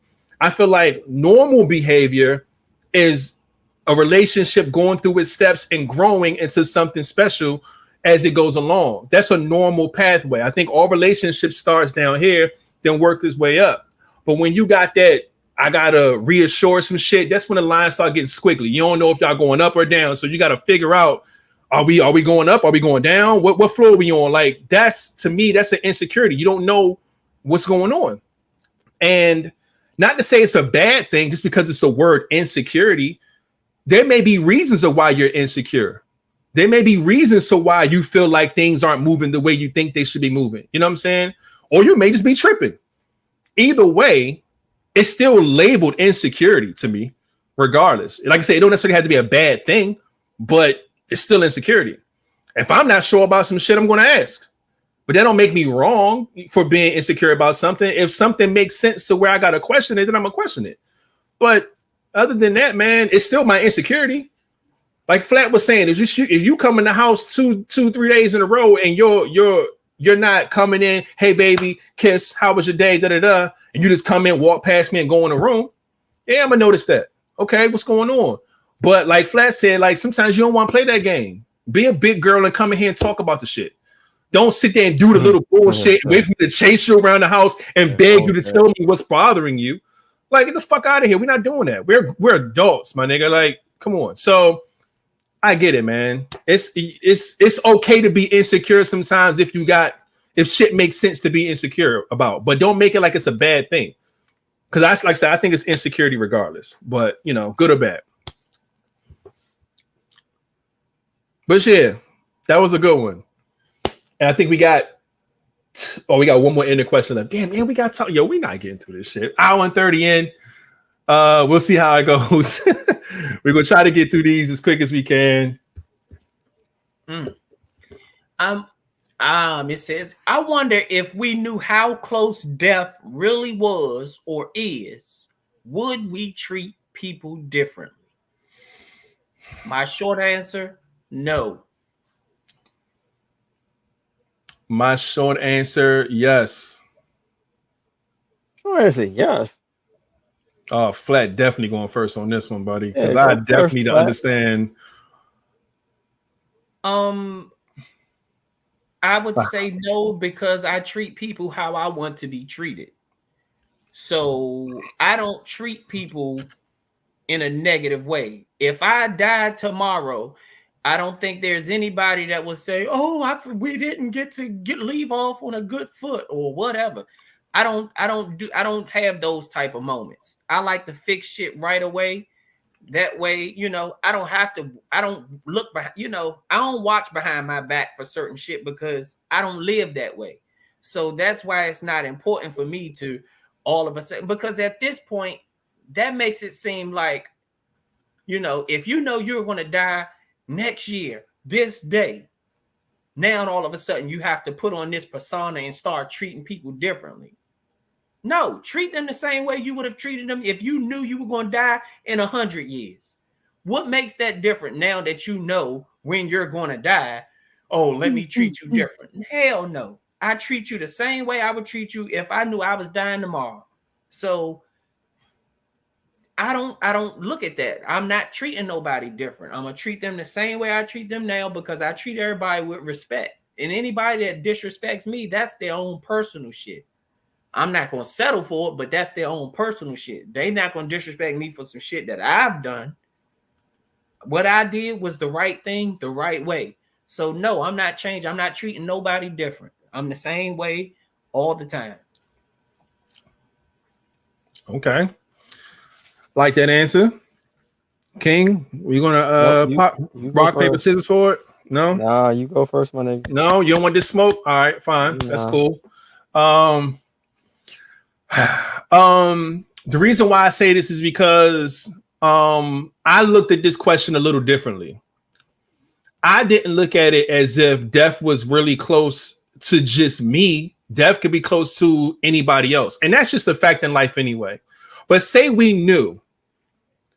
If I knew that the person that I was going to see next was going to die in 2 days, not saying I would treat them differently, but I would definitely spend that time with that person differently if I knew that that was going to happen. Because I now know that is the last time I'm going to ever see this person.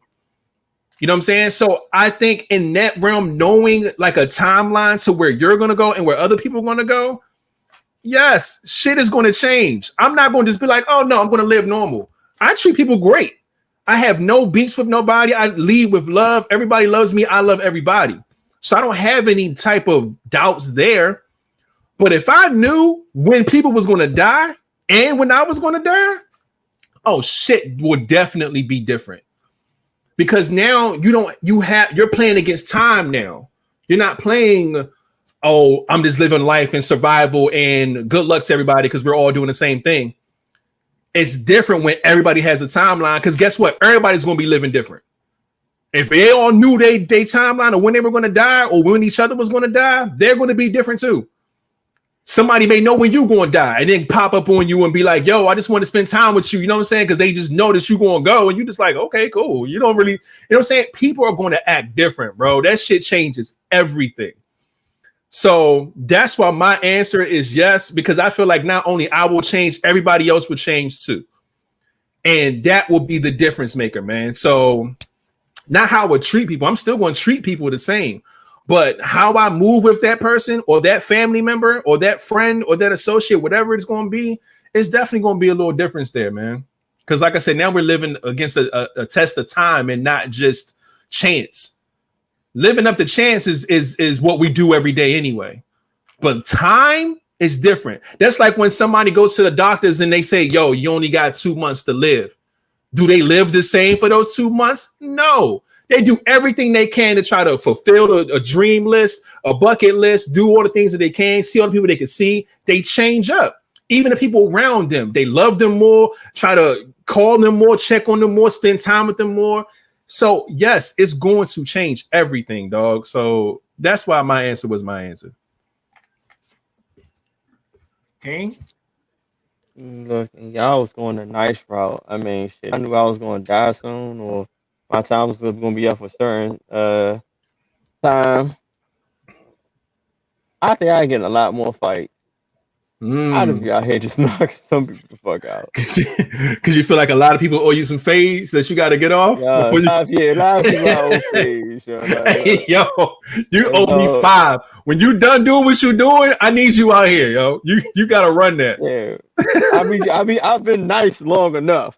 Yeah, you about to catch these hands. Because I'm not going to care about the consequences. I'm not going to care about the consequences at all.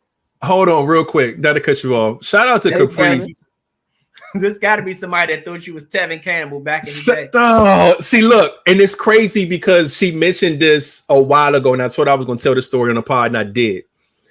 My friend Caprice, we go way back. I'm talking about elementary school back.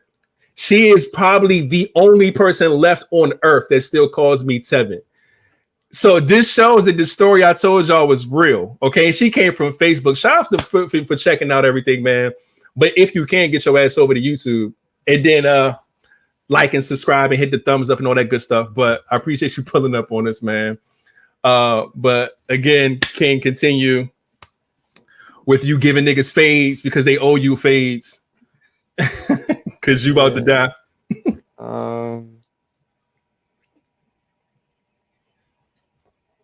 Other than fades, what else? I mean, it'll just be different. So, yeah. I mean, if that's the case, what people have to realize is every day that we here, we getting closer to death. Every day that you wake up, you're closer to death. So if you really feel that way, you need to start calling them fades out now. True. You want me to go to jail? You want me to go to jail right now? But do the pod from jail, man. They got phones. It's gonna be horrible. Nah, you good. Yeah, he definitely choosing violence. So it'll be different for him, man. He calling some people out. Some people he gotta run that fade, man. Some people gotta go. Like, look, I don't know what your timeline is, but I'm creating that motherfucker today. Your time ends now. This nigga got a knife and everything, man. But yeah, man.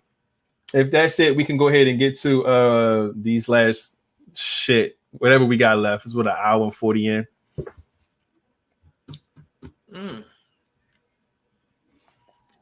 Name a physical prized possession that you have that holds the most value to you.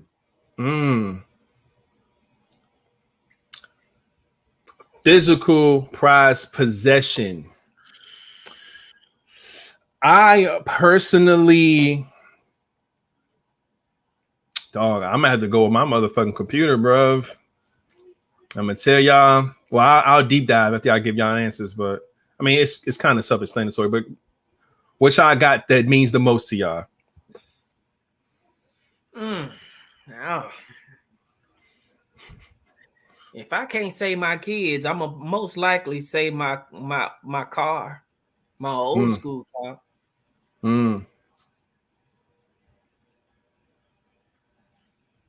Well, it's something that you have now, something that was your old school car. You still okay? You still got it then? Okay, I got a different one, but got you. All right, King, prized possession. I can only think my oldest son, dog. I can't think of like. Nah, kids don't count, man. Yeah, kids don't count. Shit. Jaden said his phone. I don't know. Mother's jewelry. Your cameras. Smith and Wesson. I always get a new camera.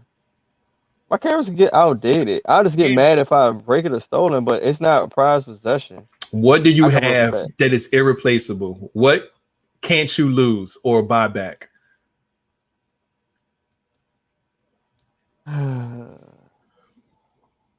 It's a lot of shit. Then my collection. My collection. Your shoe collection? Like a lot of shit. Everything. Most of the stuff that I have.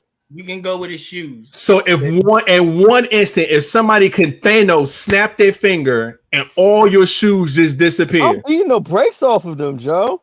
Nah, you don't know who did it. It's just everybody's prized possession is gone. I'm a John Wick this shit. What I love and I feel is irreplaceable, what Flat love and he feels irreplaceable, what you love and feel is irreplaceable. Thanos snapped his fucking fingers wherever he is in another galaxy somewhere, and all of our prized possessions are gone. How do you feel? I still got a job. I'm gonna buy all the shit back. See? You're gonna bounce back. Flat, what about you? I'm gonna be mad as a motherfucker. I'm gonna give me another old school. It's nothing. I understand that, but the one that I bought, the way I bought it is what makes it, personal. More. It means so much more to me than just buying a different one or a new one. Or, it's different things to a prized possession. That just not just something in my possession. That's a prized possession. I know I spent my hard-earned money on certain things. I did this, I did that. The sacrifices I took to do it is what makes it a prized possession. And so it makes it a prized possession because the blood, sweat, and tears that I did to get it, and then somebody just takes it away just like that. Like they didn't work as hard as I did. Like in shoes, nobody. Yeah, you can buy all those shoes again, but when you add it all together, it's just like, just say somebody just went in there and took $12,000 out your bank account, because when you add all your shoes together, they came up to about $12,000. And money aside, what you had to do to get certain pair, because it ain't just I just went and bought them. You went through some shit. And then think about it as his shoes. How many of those pair are still available at the? Exactly, it's not. That's what makes it difficult, bro. What makes his shoes? That's why I say, like, young. We found it, Thanos.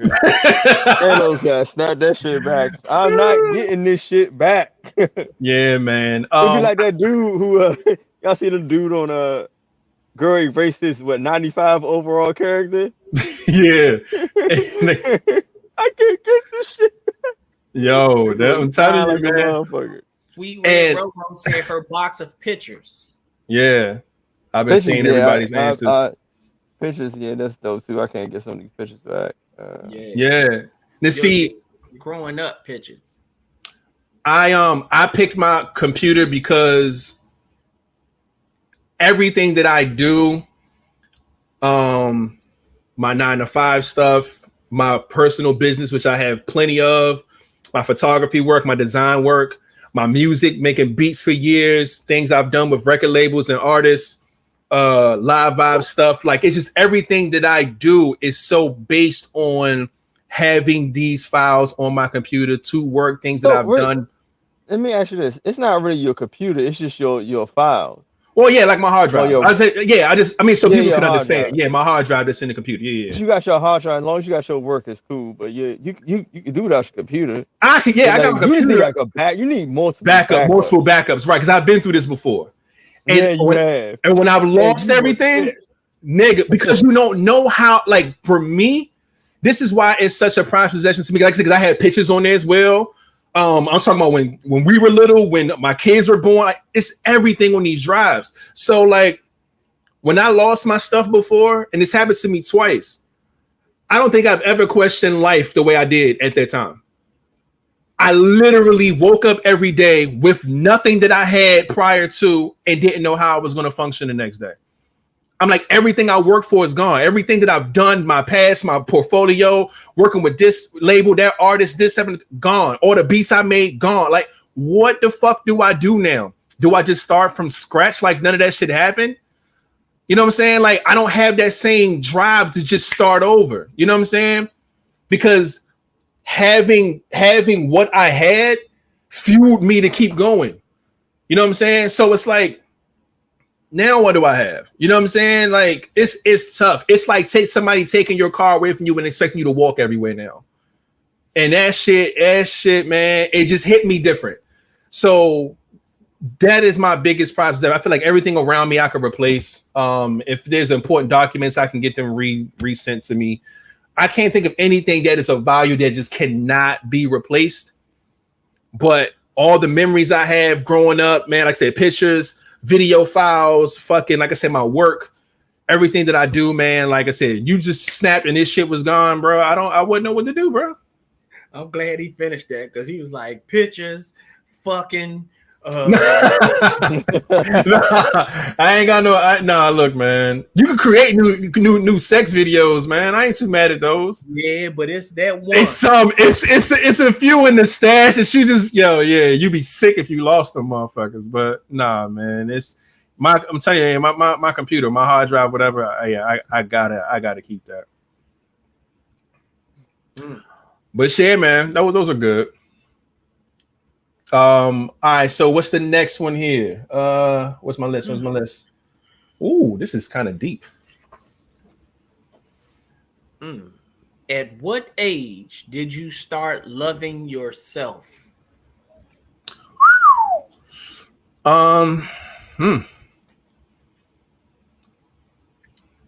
If I can, I'm gonna probably have to give a range. I don't think I have a specific number, but I think I can give you a range.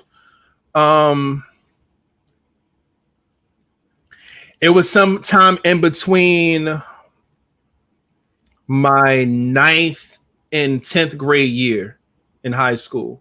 So I say for me, I was young. I'm like the youngest in my class. So anywhere between the age of fucking like 13 and 15 is the age where I got it. It hit me. And I understood, like, yo, like my value kind of kicked in for me. You know what I'm saying? But I ain't gonna deep dive. I'm gonna let y'all get y'all answers real quick. Y'all quick answers. Mine honestly was probably around 19 or 20. 19, 20. All right. Mm-hmm. King, what about you? Working in progress, deep questions. Still, that's your answer too? Work in progress. All right, deep question. Yeah. All right, got you. I got you. I've seen 26, 23, 15 to 16. I see 1, 29 to 30. I see a lot of different answers, probably 5 or 6. I'll continue my dive. For me, like I said, in between that 9th and 10th grade year, I wasn't just living life at that point. Because when you're young and you're a kid, you're just being a fucking kid, man. You're just having fun. You're going to the mall. You're going to the parties, man. You're just having a blast. Y'all linking up, doing this and doing that. It's just all types of shit that you're doing. You're just living, and don't really understand that you hold a value. Like your parents know that you're valuable because they love you to that degree, but you don't love yourself yet because you don't know what kind of, what you hold and what's inside, what's in your mind, what's in your heart, what's in your soul. You don't really get it yet. But around that time is when I started to understand that there's things on this planet that I can do. when I actually started getting into the working field and I started doing things and I started realizing that I'm actually pretty decent at that. Okay, I can play ball a little bit. Oh wow, fuck around with the music. I'm all right at this. Oh shit, designing. Okay, this ain't that bad. Like I started to realize that I can be worth something someday. You know what I'm saying? And that it was around those years, man, to where I felt like, yo, okay, this can work. This is something that I could work with. So around that age, man, around like early ages of high school, like probably mid high school, I felt like I could be something special at something, no matter what it was. That's why I probably do 20 things now because I can't figure out the one thing. But you know, it's just I knew I had a taste for a lot of different things out here. So my value went all the way up. So I just looked at life a lot differently and started to love myself so much more around that age. Mine was around 1920.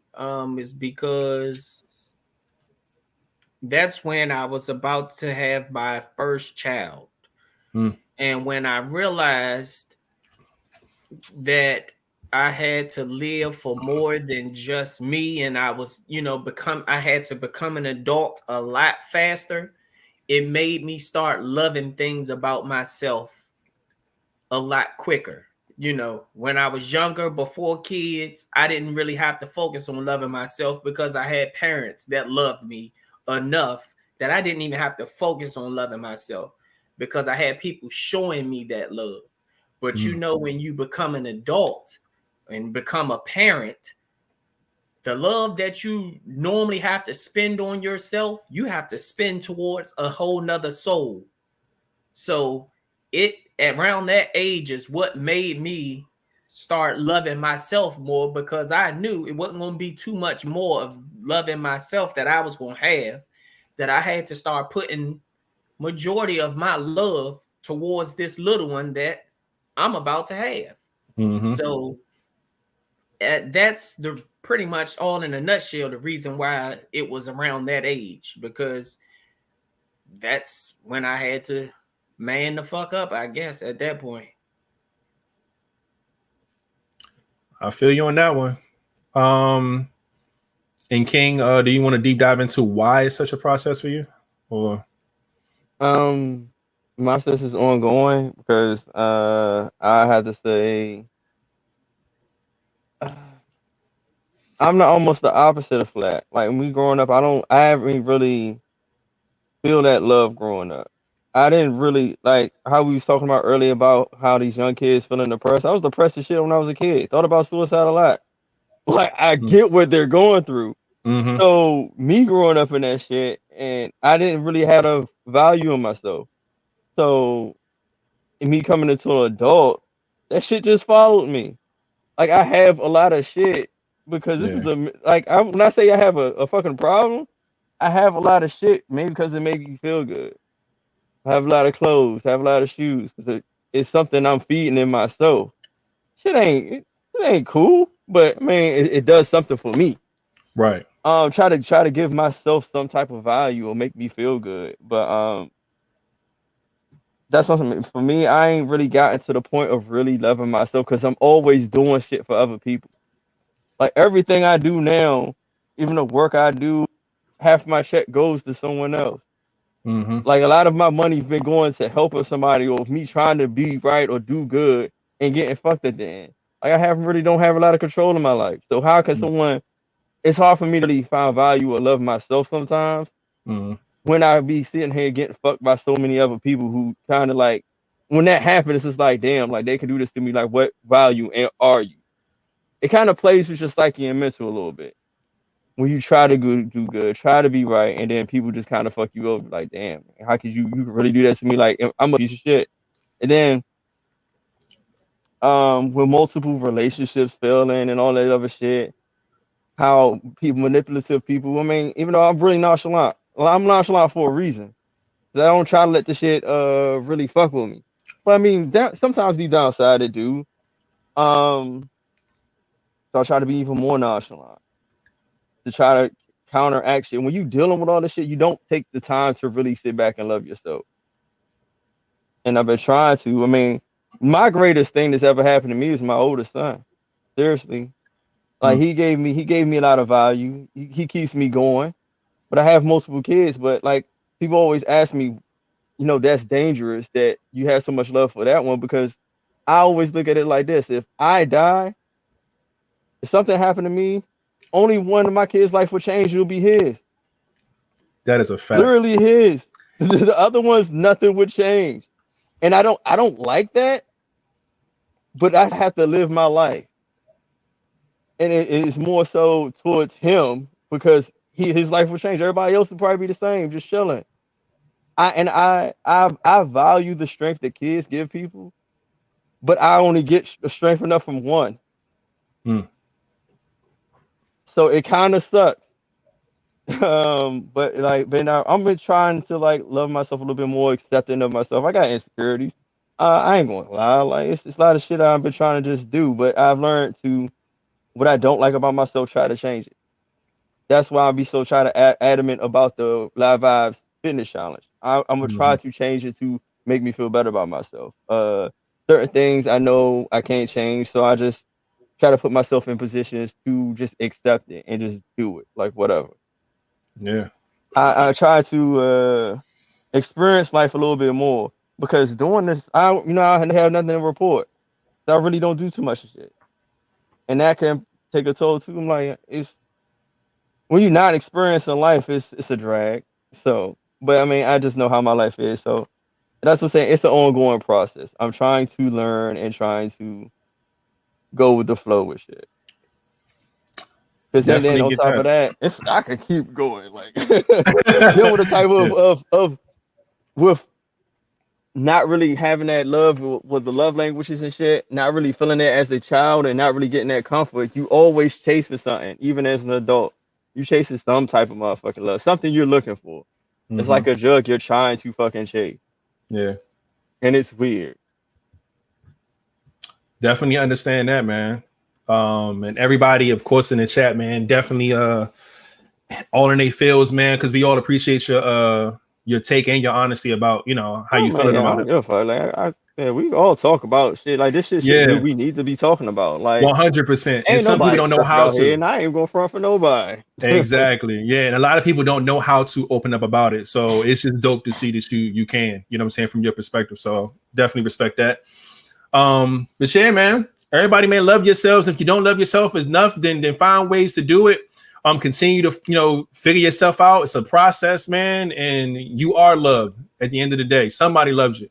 So y'all keep that in mind for sure. We all love y'all in these comments and stuff like that. Everybody who subscribes to the pod, man, everybody who's with us Monday and Friday, y'all know how it is, man. We're a tight-knit family here, man. So we appreciate everybody. We want y'all to know that, man, we love y'all when y'all don't even love yourselves sometimes. You know what I'm saying? Love is always going to be here. We're going to always put on for y'all, highlight y'all businesses, show love, spread love. That's how we do over here. So real talk, man. We love y'all. Oh, man, we got one more, man. One more.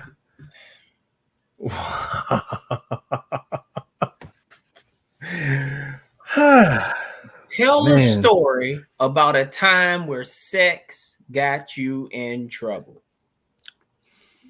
What type of trouble we talking about? It's up to you, man. I don't think it ever got me in trouble. I mean, unless you want to count,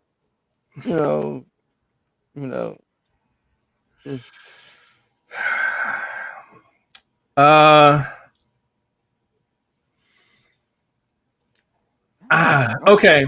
I remember there was a time in my there's a time in my school life where it's like, all right, I was a good kid, right? I wasn't a bad student, that like shit. I was cool. Sure you were. I was good, man. Let's hear his heathen stories. And you don't know about when he was a kid. In school, I was pretty good, man. My 9th grade year was fucked up. 10th grade was like a comeback. 11th, 12th grade, I was on a roll. Whatever. I was good.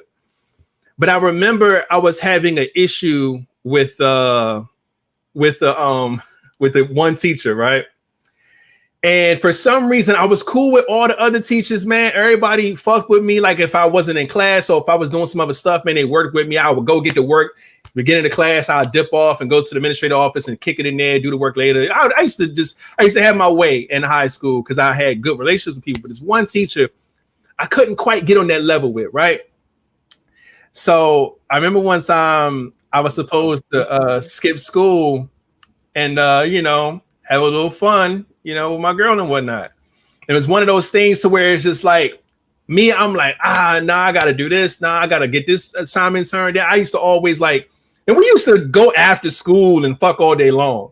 But for some reason, she was just adamant about skipping school to get this done, right? Like, I don't know, maybe there's a thrill to it, whatever. For me, I was good in school, so I wasn't trying to skip to do it. Go ahead, continue. What you gonna say, King? No, I got a question after you done. So I'm like, all right, whatever, right? And the one day that I pick a day, and it's like, all right, fuck it, not going. We're gonna go back to the crib. We're gonna do whatever. Is the one fucking day that this teacher calls my mother. Like, why this day? Like, I've been trying to work with you. I've been trying to get this relationship with you. I'm talking to you before class, after class.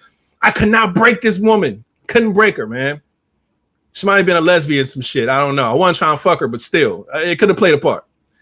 But couldn't break her, man. And the one time I say, you know what, I'm gonna go ahead and do this, man, is the time her ass want to pick up the fucking phone.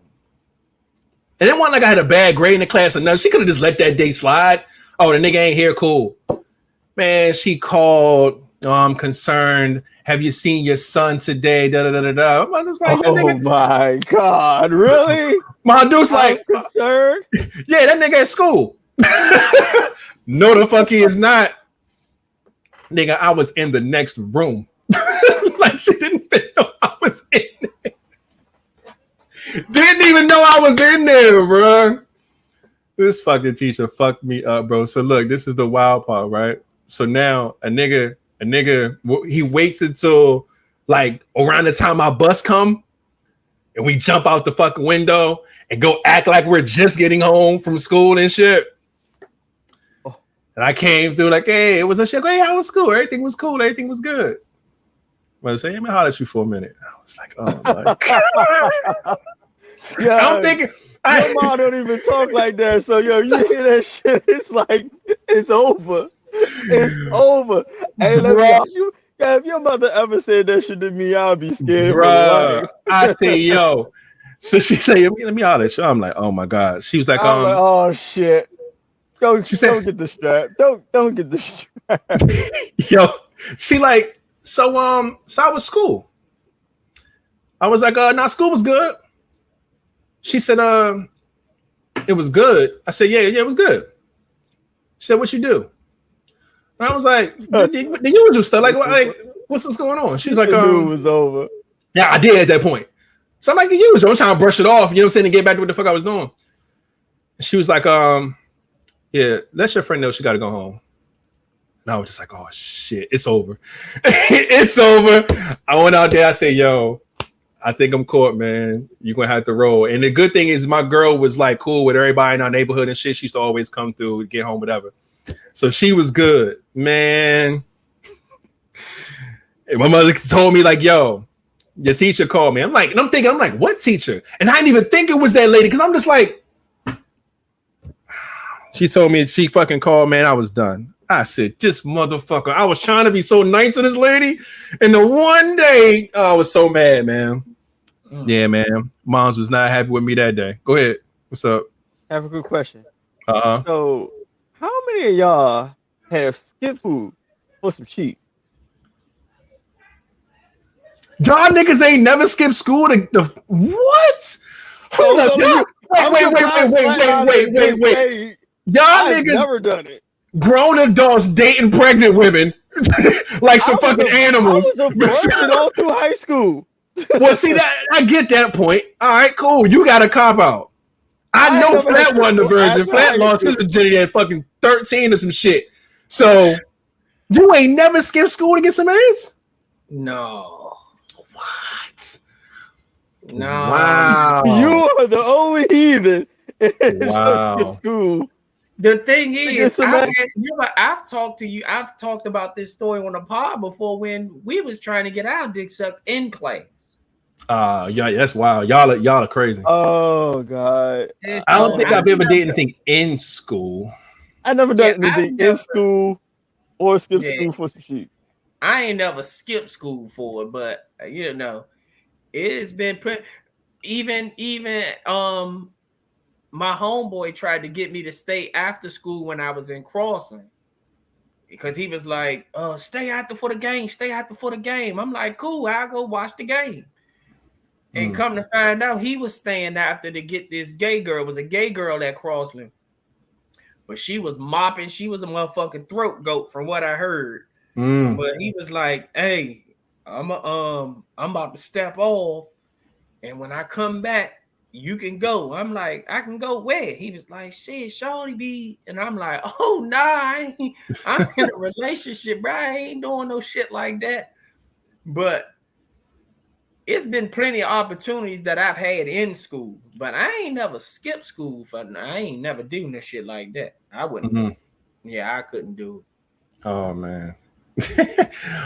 Before I forget, man, I saw some new faces up in here. First and foremost, I want to shout out my guy Joe, aka Isaiah J. Gibbs, on Facebook. I appreciate you, my G. If you can, you on Facebook, bring your ass over to the YouTube channel and subscribe so you can watch the show, because there's a bunch of comments that you can't see.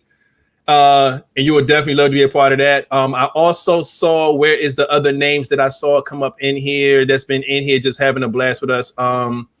Shout out to Steph Lover. I see you up in here on YouTube. We appreciate you. And God damn it, I know it was one more. I knew. I thought it was somebody else too. I saw. Oh, Gigi. I don't think we gave Gigi her props either. Shout out to Gigi for coming here. I saw when she came in here, but we was in a deep conversation.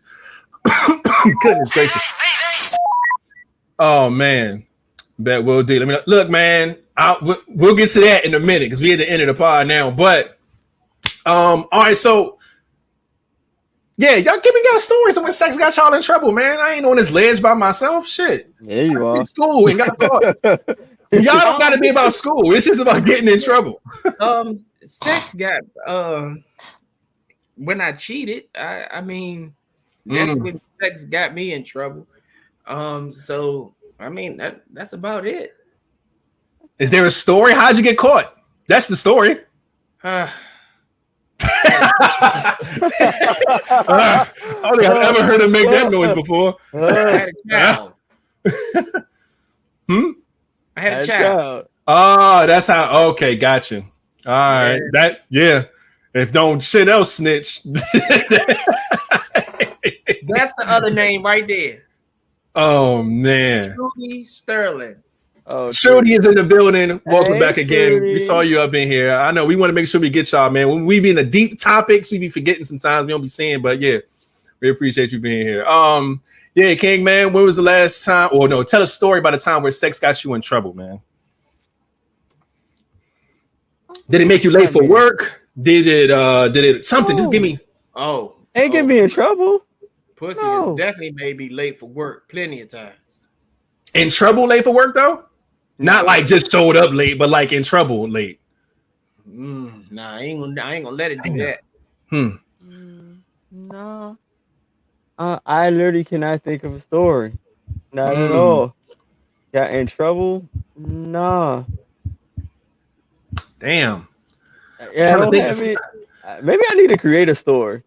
Because I don't have any. Where it's got me in trouble? None. It has got me in trouble with when I used to give 100%. Learn a lesson there. Yeah, that was a lesson in its own. That's exactly why I stick to 70% now, because back then 100% get a motherfucker in trouble. You couldn't do shit. With 100%, you can't do shit. You couldn't even breathe wrong without getting in trouble. So yeah, 70% it is. That's funny. It's funny. TQ says it's funny how most people from the pod are from Crossland. 2 of the hosts went to Crossland. So there's that. He went all four. Flat went one. Last year. I went to the dances. Does that count? I stay. For some reason, even though I went to Crossland, I know a shitload of people from Suitland because of. Yeah, I got a picture. Matter of fact, me, you, Rivers is in there. Trillian Truly is in there. We're all at Crossland at one of them dances, man. Yeah, I had them at every damn dance. Oh yeah. Oh man, what a time! If I could get them at every Crossland dance, any house party I knew about, I was taking one of these motherfuckers with me. What a time! It was great, man. Steph Love was sharing the story. I was in college in my book. Oh wait. No. We partying tonight. Hold on. Give me where my sounds at. Do I have a voice for you? She said, "Did she bleach my clothes?" Nah, they don't bleach your clothes, but they get the swinging and shit. They get. Sorry, the I'm swinging. born. I ain't got no. They get the taking shit that they bought for you, and they'll cut that type of shit up. They cut it up, break it, and all that type of shit. But 100, you know, shit. Hello. Act like she don't know. Glenda know what 100% do. Hello. Oh yeah, here we go. I was in college. My boyfriend answered my phone, and it was my pastor. My boyfriend was like, "Stephanie in the shower." So how does this work now? Like, the pastor probably thought she was a good child.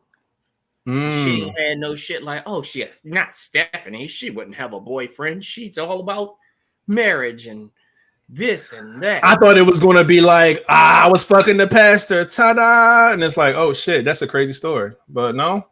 Oh shit. That's where I thought this was going. I thought this was about to get real. Oh, she said yes. Look at my guy Joe switching over to the YouTube. Come on. You see how that works? Yeah, we got to give props when people actually listen. You can get a round of applause too, all my Facebook people. Just get your ass over to the YouTube. We appreciate you. Hey, look at this. Look at this one.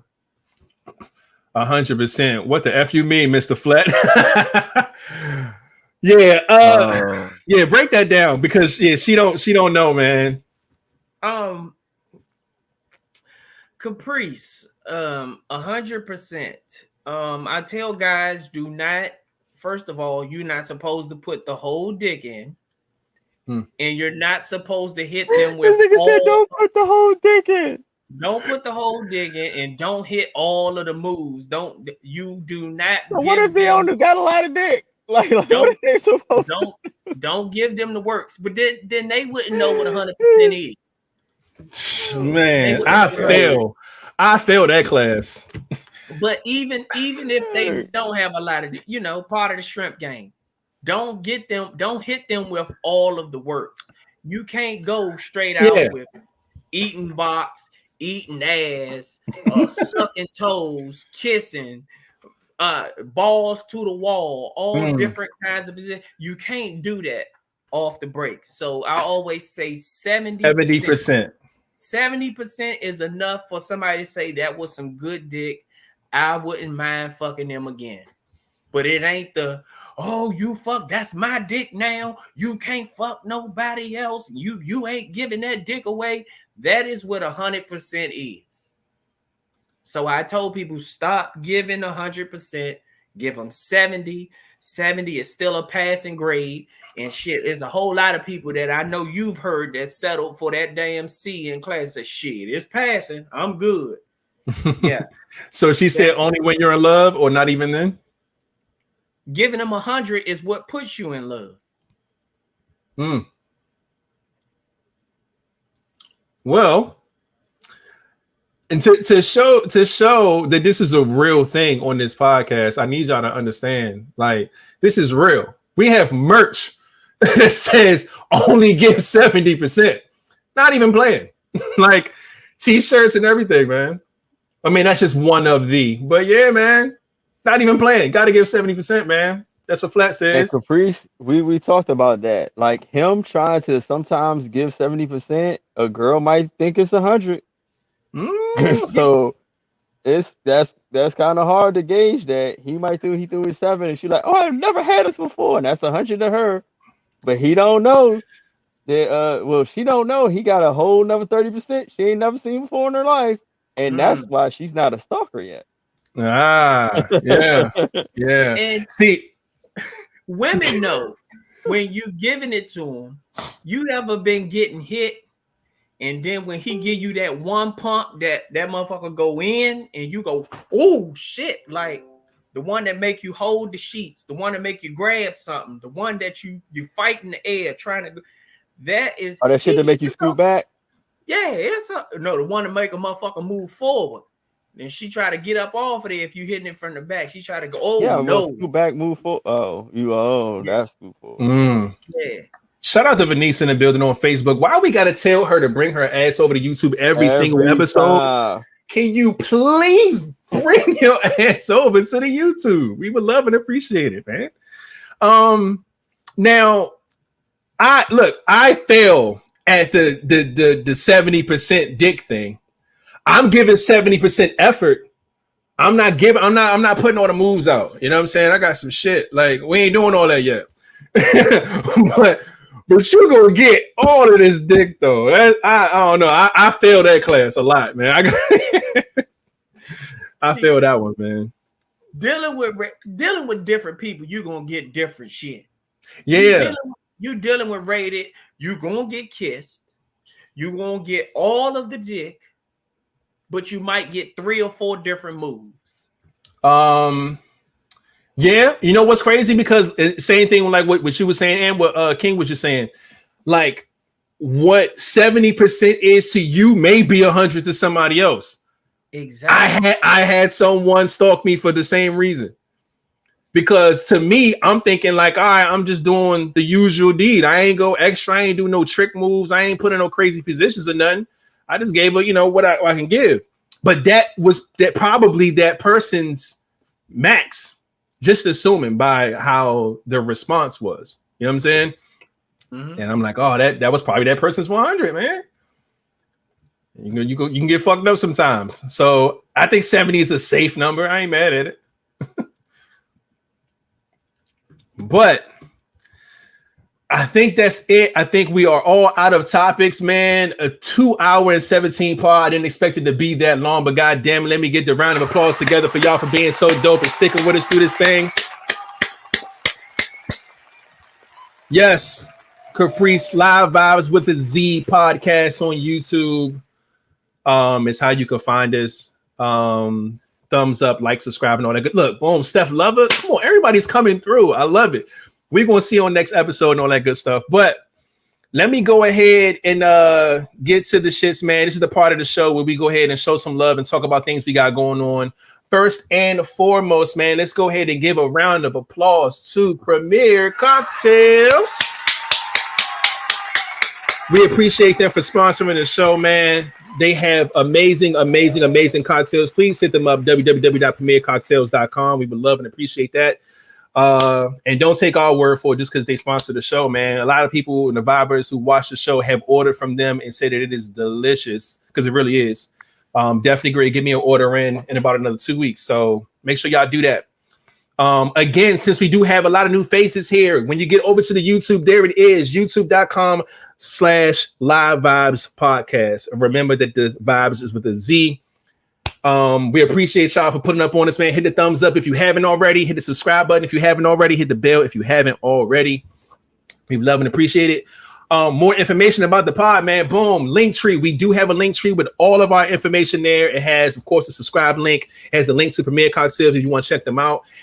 We have an address if y'all want to send us some cool fan mail. That's in there. We do have a donation information if y'all wanted to send us some bread so that way we can take this show on the road and come to your city and state near you and things like that. Our Instagram, our Facebook, our email is there if you want to send us some topics. You want to be a guest on the show. You want to be a sponsor, whatever it is. You can find it there on our link tree. We would love and appreciate hearing from you. Boom. Everything podcast, man. All the platforms out there, you will find your guys, man. LIVEVIBEZ podcast. Look us up on Apple Podcasts, Google Podcasts, Spotify Podcasts. If you just got to listen, if you're at work, you can't watch, you just want to, listen to the vibes. You can always find each episode up the very next day. This episode will be live tomorrow, which is Tuesday in the morning. And Friday's episode will be live on Saturday morning. So yes, we appreciate that. And all the people who are listening all over the world, we probably got like 10 different, countries and stuff like that listening, man. We appreciate y'all. Thank you so much. Boom. Hashtag LVP Fitness Challenge. If you are into anything fitness, I don't care if you're meal prepping, if you're drinking water, if you are on a scale, if you at the gym, if you jump roping, if you're doing push-ups, whatever it is, just use the hashtag LVP Fitness Challenge, man. We all use the hashtag so we can all see each other's progress, the videos and stuff, man. Keep each other motivated because self-love and self-health is self-wealth. Make sure y'all do that. Again, our store is live. Check it out if you haven't already. You can find it in the description of this YouTube video. It's links to everything that I'm saying right now. Y'all can check everything out. But we do have merch on there. As you saw that hoodie I showed you earlier, it's also on there. We do have new merch that's brewing up right now. So we get ready for this next season starting next week. So get ready for that. And we love all the support that we get from the store. We love and appreciate y'all so much for that. And again, shout out to Lady A. I didn't even get the round of applause together. Shout out to Lady A for having her ticket for being the first thing smoking. And shout out to beautiful Jess for actually getting the one today. And lastly, again, for Samaya for getting her phone case with the Live Vibes merch, everything cracking, man. Love to see it. Boom. Shout out to all the icons and stuff in the chat. We see y'all, man. We appreciate y'all so much. It was a great pod. And for everybody who's been here and all those that are new here, this is the part of the show where we do ending questions. We'll take any questions from the chat and we will answer them on the next podcast. So if you got an ending question, now is your time. Just type something up and we'll write it down and make sure that we come right back and have a blast. So let me get it ready. Okay. Well, I got one. All right. Before I do that, because somebody asked about donating to the podcast, and I told them about the link tree, and they made a joke and was like, I'm gonna send you $2. We want the $2. Don't think it's a joke. Anything helps. Yes, it does. You know what I'm saying? Regardless of what it is, we understand that times are hard. The corona hit, but if you feel like, I got an extra $2 this check. I got an extra $2 this check that I can spare because I know I had to blew it on doing something else anyway. Send it to the link tree, send it to the donation line, because guess what? We could use it.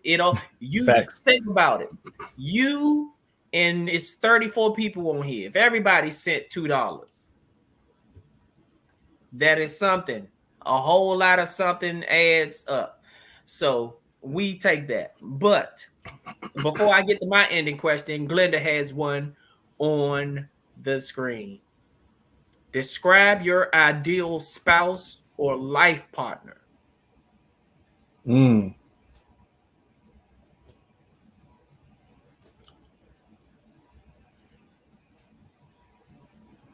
All right, I like that. One of them that I have is, do men settle or sacrifice in relationships on the same level women do? That's kind of a little bit what we tapped into earlier. Oh, yeah. But but this is different though. Same level. All right.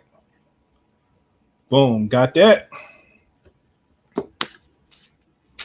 Do we have, excuse me, any more ending questions before we get up out of here? Yeah, Hollyberg. This one, well, no, I'll say that for something else. All right. Woo-hoo.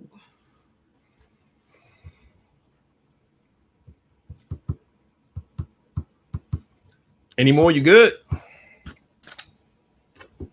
Did you get the one? Remember, I sent one in the chat.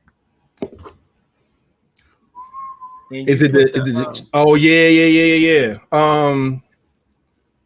I did. So I'm gonna write that down. All right, so that's what I'll do. I'll whatever that is, I'll mark that down so we can bring it to the pod. Yeah, let me see, because I think I sent it. I don't know where I sent it at. But I think I know where it was, and I'm gonna try to find it real quick. Oh yeah, I got it. It's the can your partner do an OnlyFans if they only made 9,000 a month or something like that, and then you find out that, at least in this video clip, you find out that she's putting footage of both of you on. Oh, that's our 9,000. We're bringing this to the pod on Friday. No, so the way the question was brought up was, you as her man don't know, or you as the woman of that man in the women's perspective, you don't know what they're posting. Yeah. But all they want to know is, if they're bringing in $9,000 a month, are you okay with it? Regardless of what they're posting, could your partner have OnlyFans if they're bringing in $9,000 a month? Okay. All right. So when we use the question, we will lock that down, and then we'll deep dive into all the other shit. And somebody reading one, Joy B, just we got on the screen right now. Your lady wants to surprise you.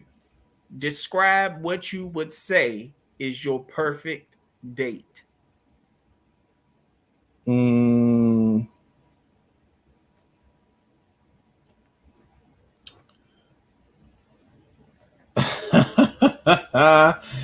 As long as my all right, yeah, we got it. We got it. Bruh, that was my answer. I was thinking the same. We got it. We will definitely bring all of these back to the podcast on Friday. Make sure y'all have a great week and get back to us Friday at 9:00, man, when we go live and we do this all over again. My guys, we got anything else when we get up out of here? No?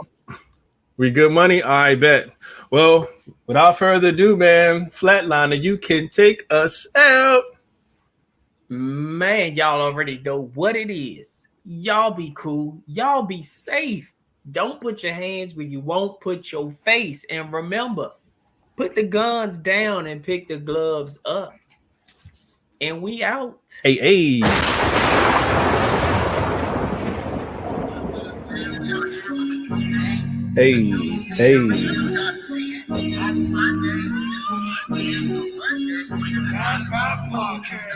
Tune in, drop everything you're doing. Your subject matters trending topics listed close to who you're viewing. Tune in, drop everything you're doing. Your subject matters trending topics listed close to who you're viewing. Tune in, drop everything you're doing. Your subject matters trending topics listed close to who you're viewing. Man, oh man. It was a good pod tonight, man. Yes, Lord. It was a great one. I can chop this off. We are good money. I don't think I got a voice for y'all tonight, man? I was talking like the girl. These voices are stupid though, man. It's the Live Vibes Podcast. Bitch. I don't like this voice. It's trash. Oh my God.